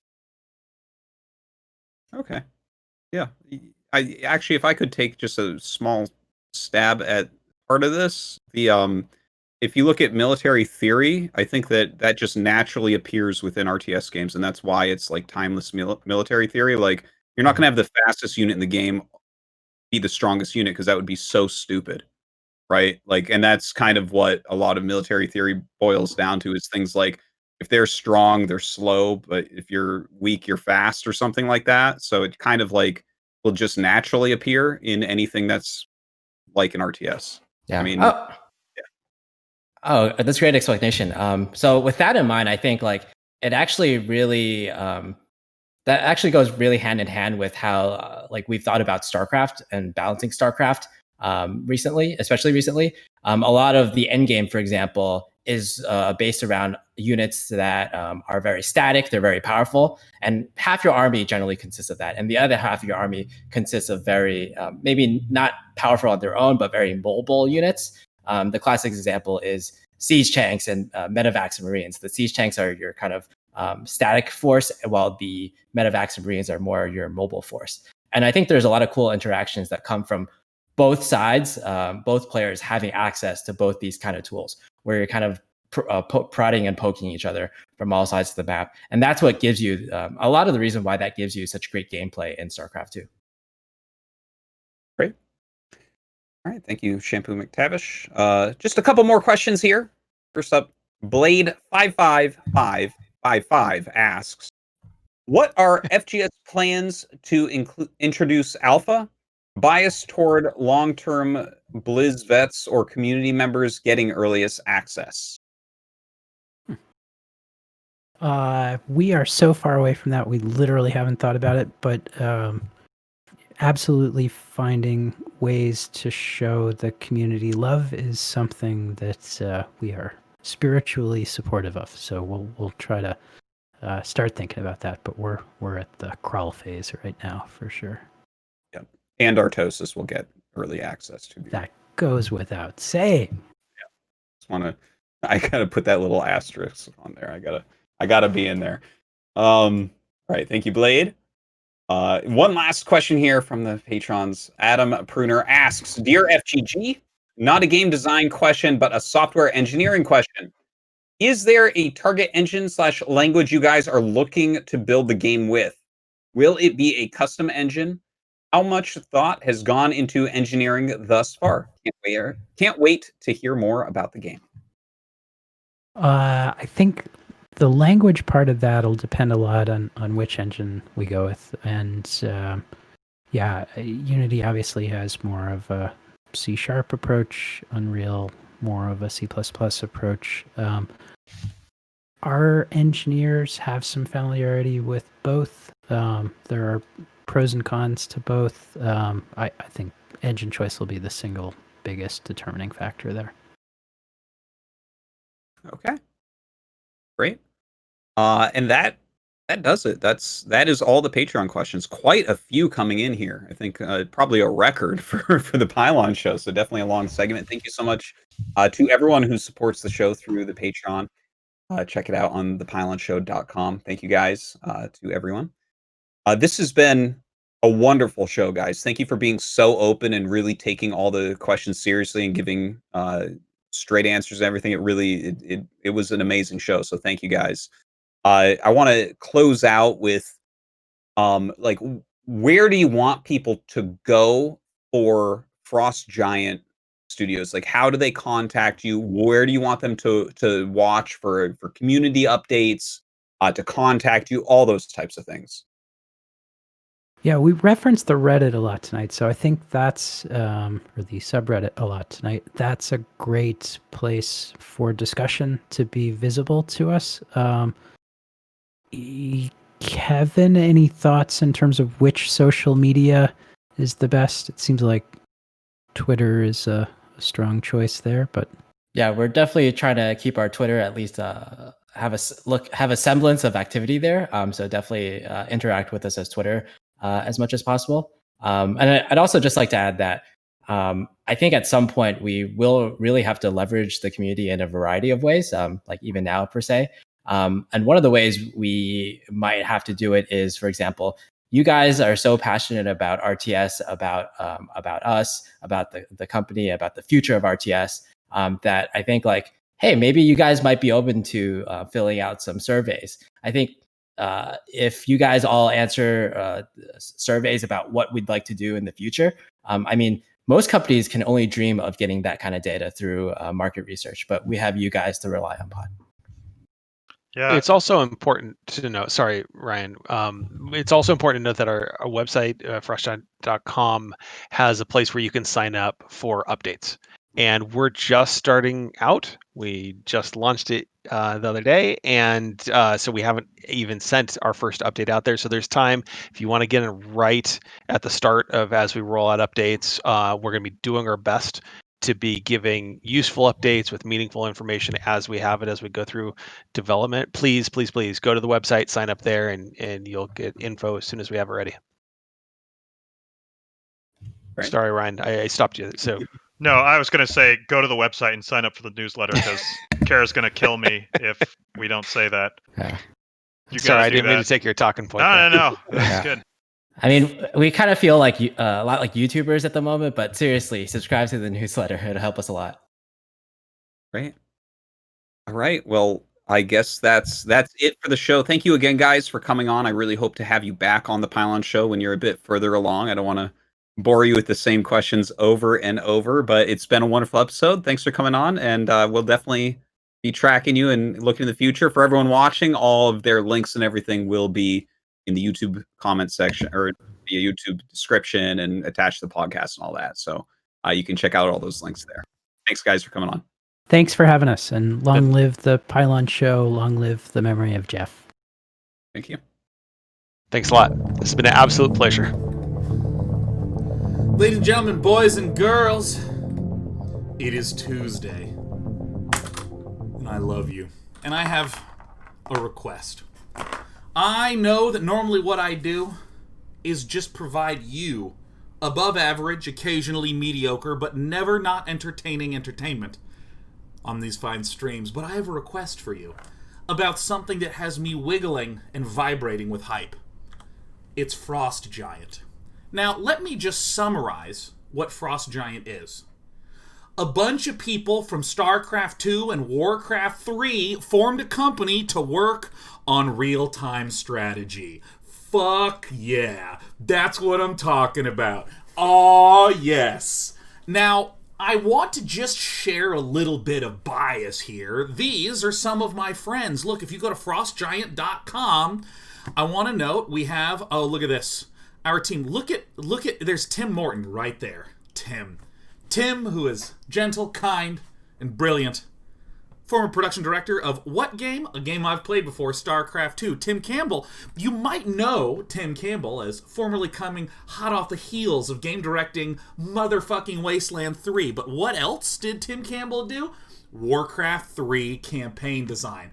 And as you know, I think that the Warcraft 3 campaign is fantastic. Scrolling down here, wait a minute. Who could this possibly be? Who's this person named Carol LaForge, who's the co-founder of Day 9 TV? It's my mom, okay? That's my fucking mom. Do you see what I mean by bias? I mean, these people are fantastic. I've known many of them for years and years and years. We have the former lead co-op designer of StarCraft 2, Ryan Shooter, that made Game Heart. Also, StarCraft 2 creator. All right, you see that shit? Oh my god, we have a former server engineers for StarCraft 2, and you gotta get that networking code good if you want to do an RTS. Do you see me? Do you see me being biased? But there is a difference between being biased and being correct. This is a team that has a shitload of experience in RTS games. I love RTS games. I have played some of them here on air. And so I want to shamelessly ask a couple of you to do the following. This is exactly what I'm doing. Okay, if you go to Frost Giant, okay, look, let me walk you through this. Yeah, I want to unfollow Frost Giant. So that way I can show that I want you to do this.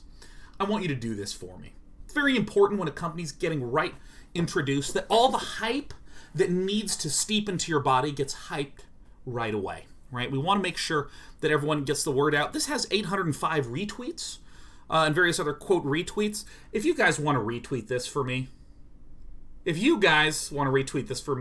oh, God, that would make me so happy.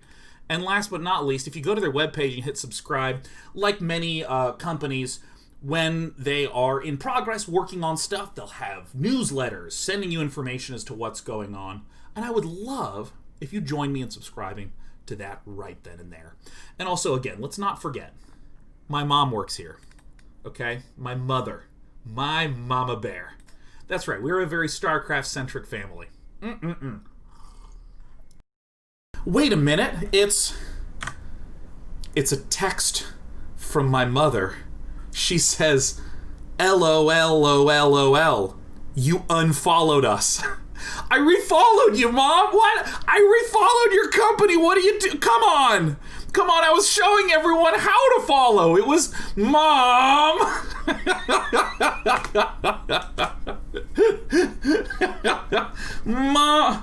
Mom.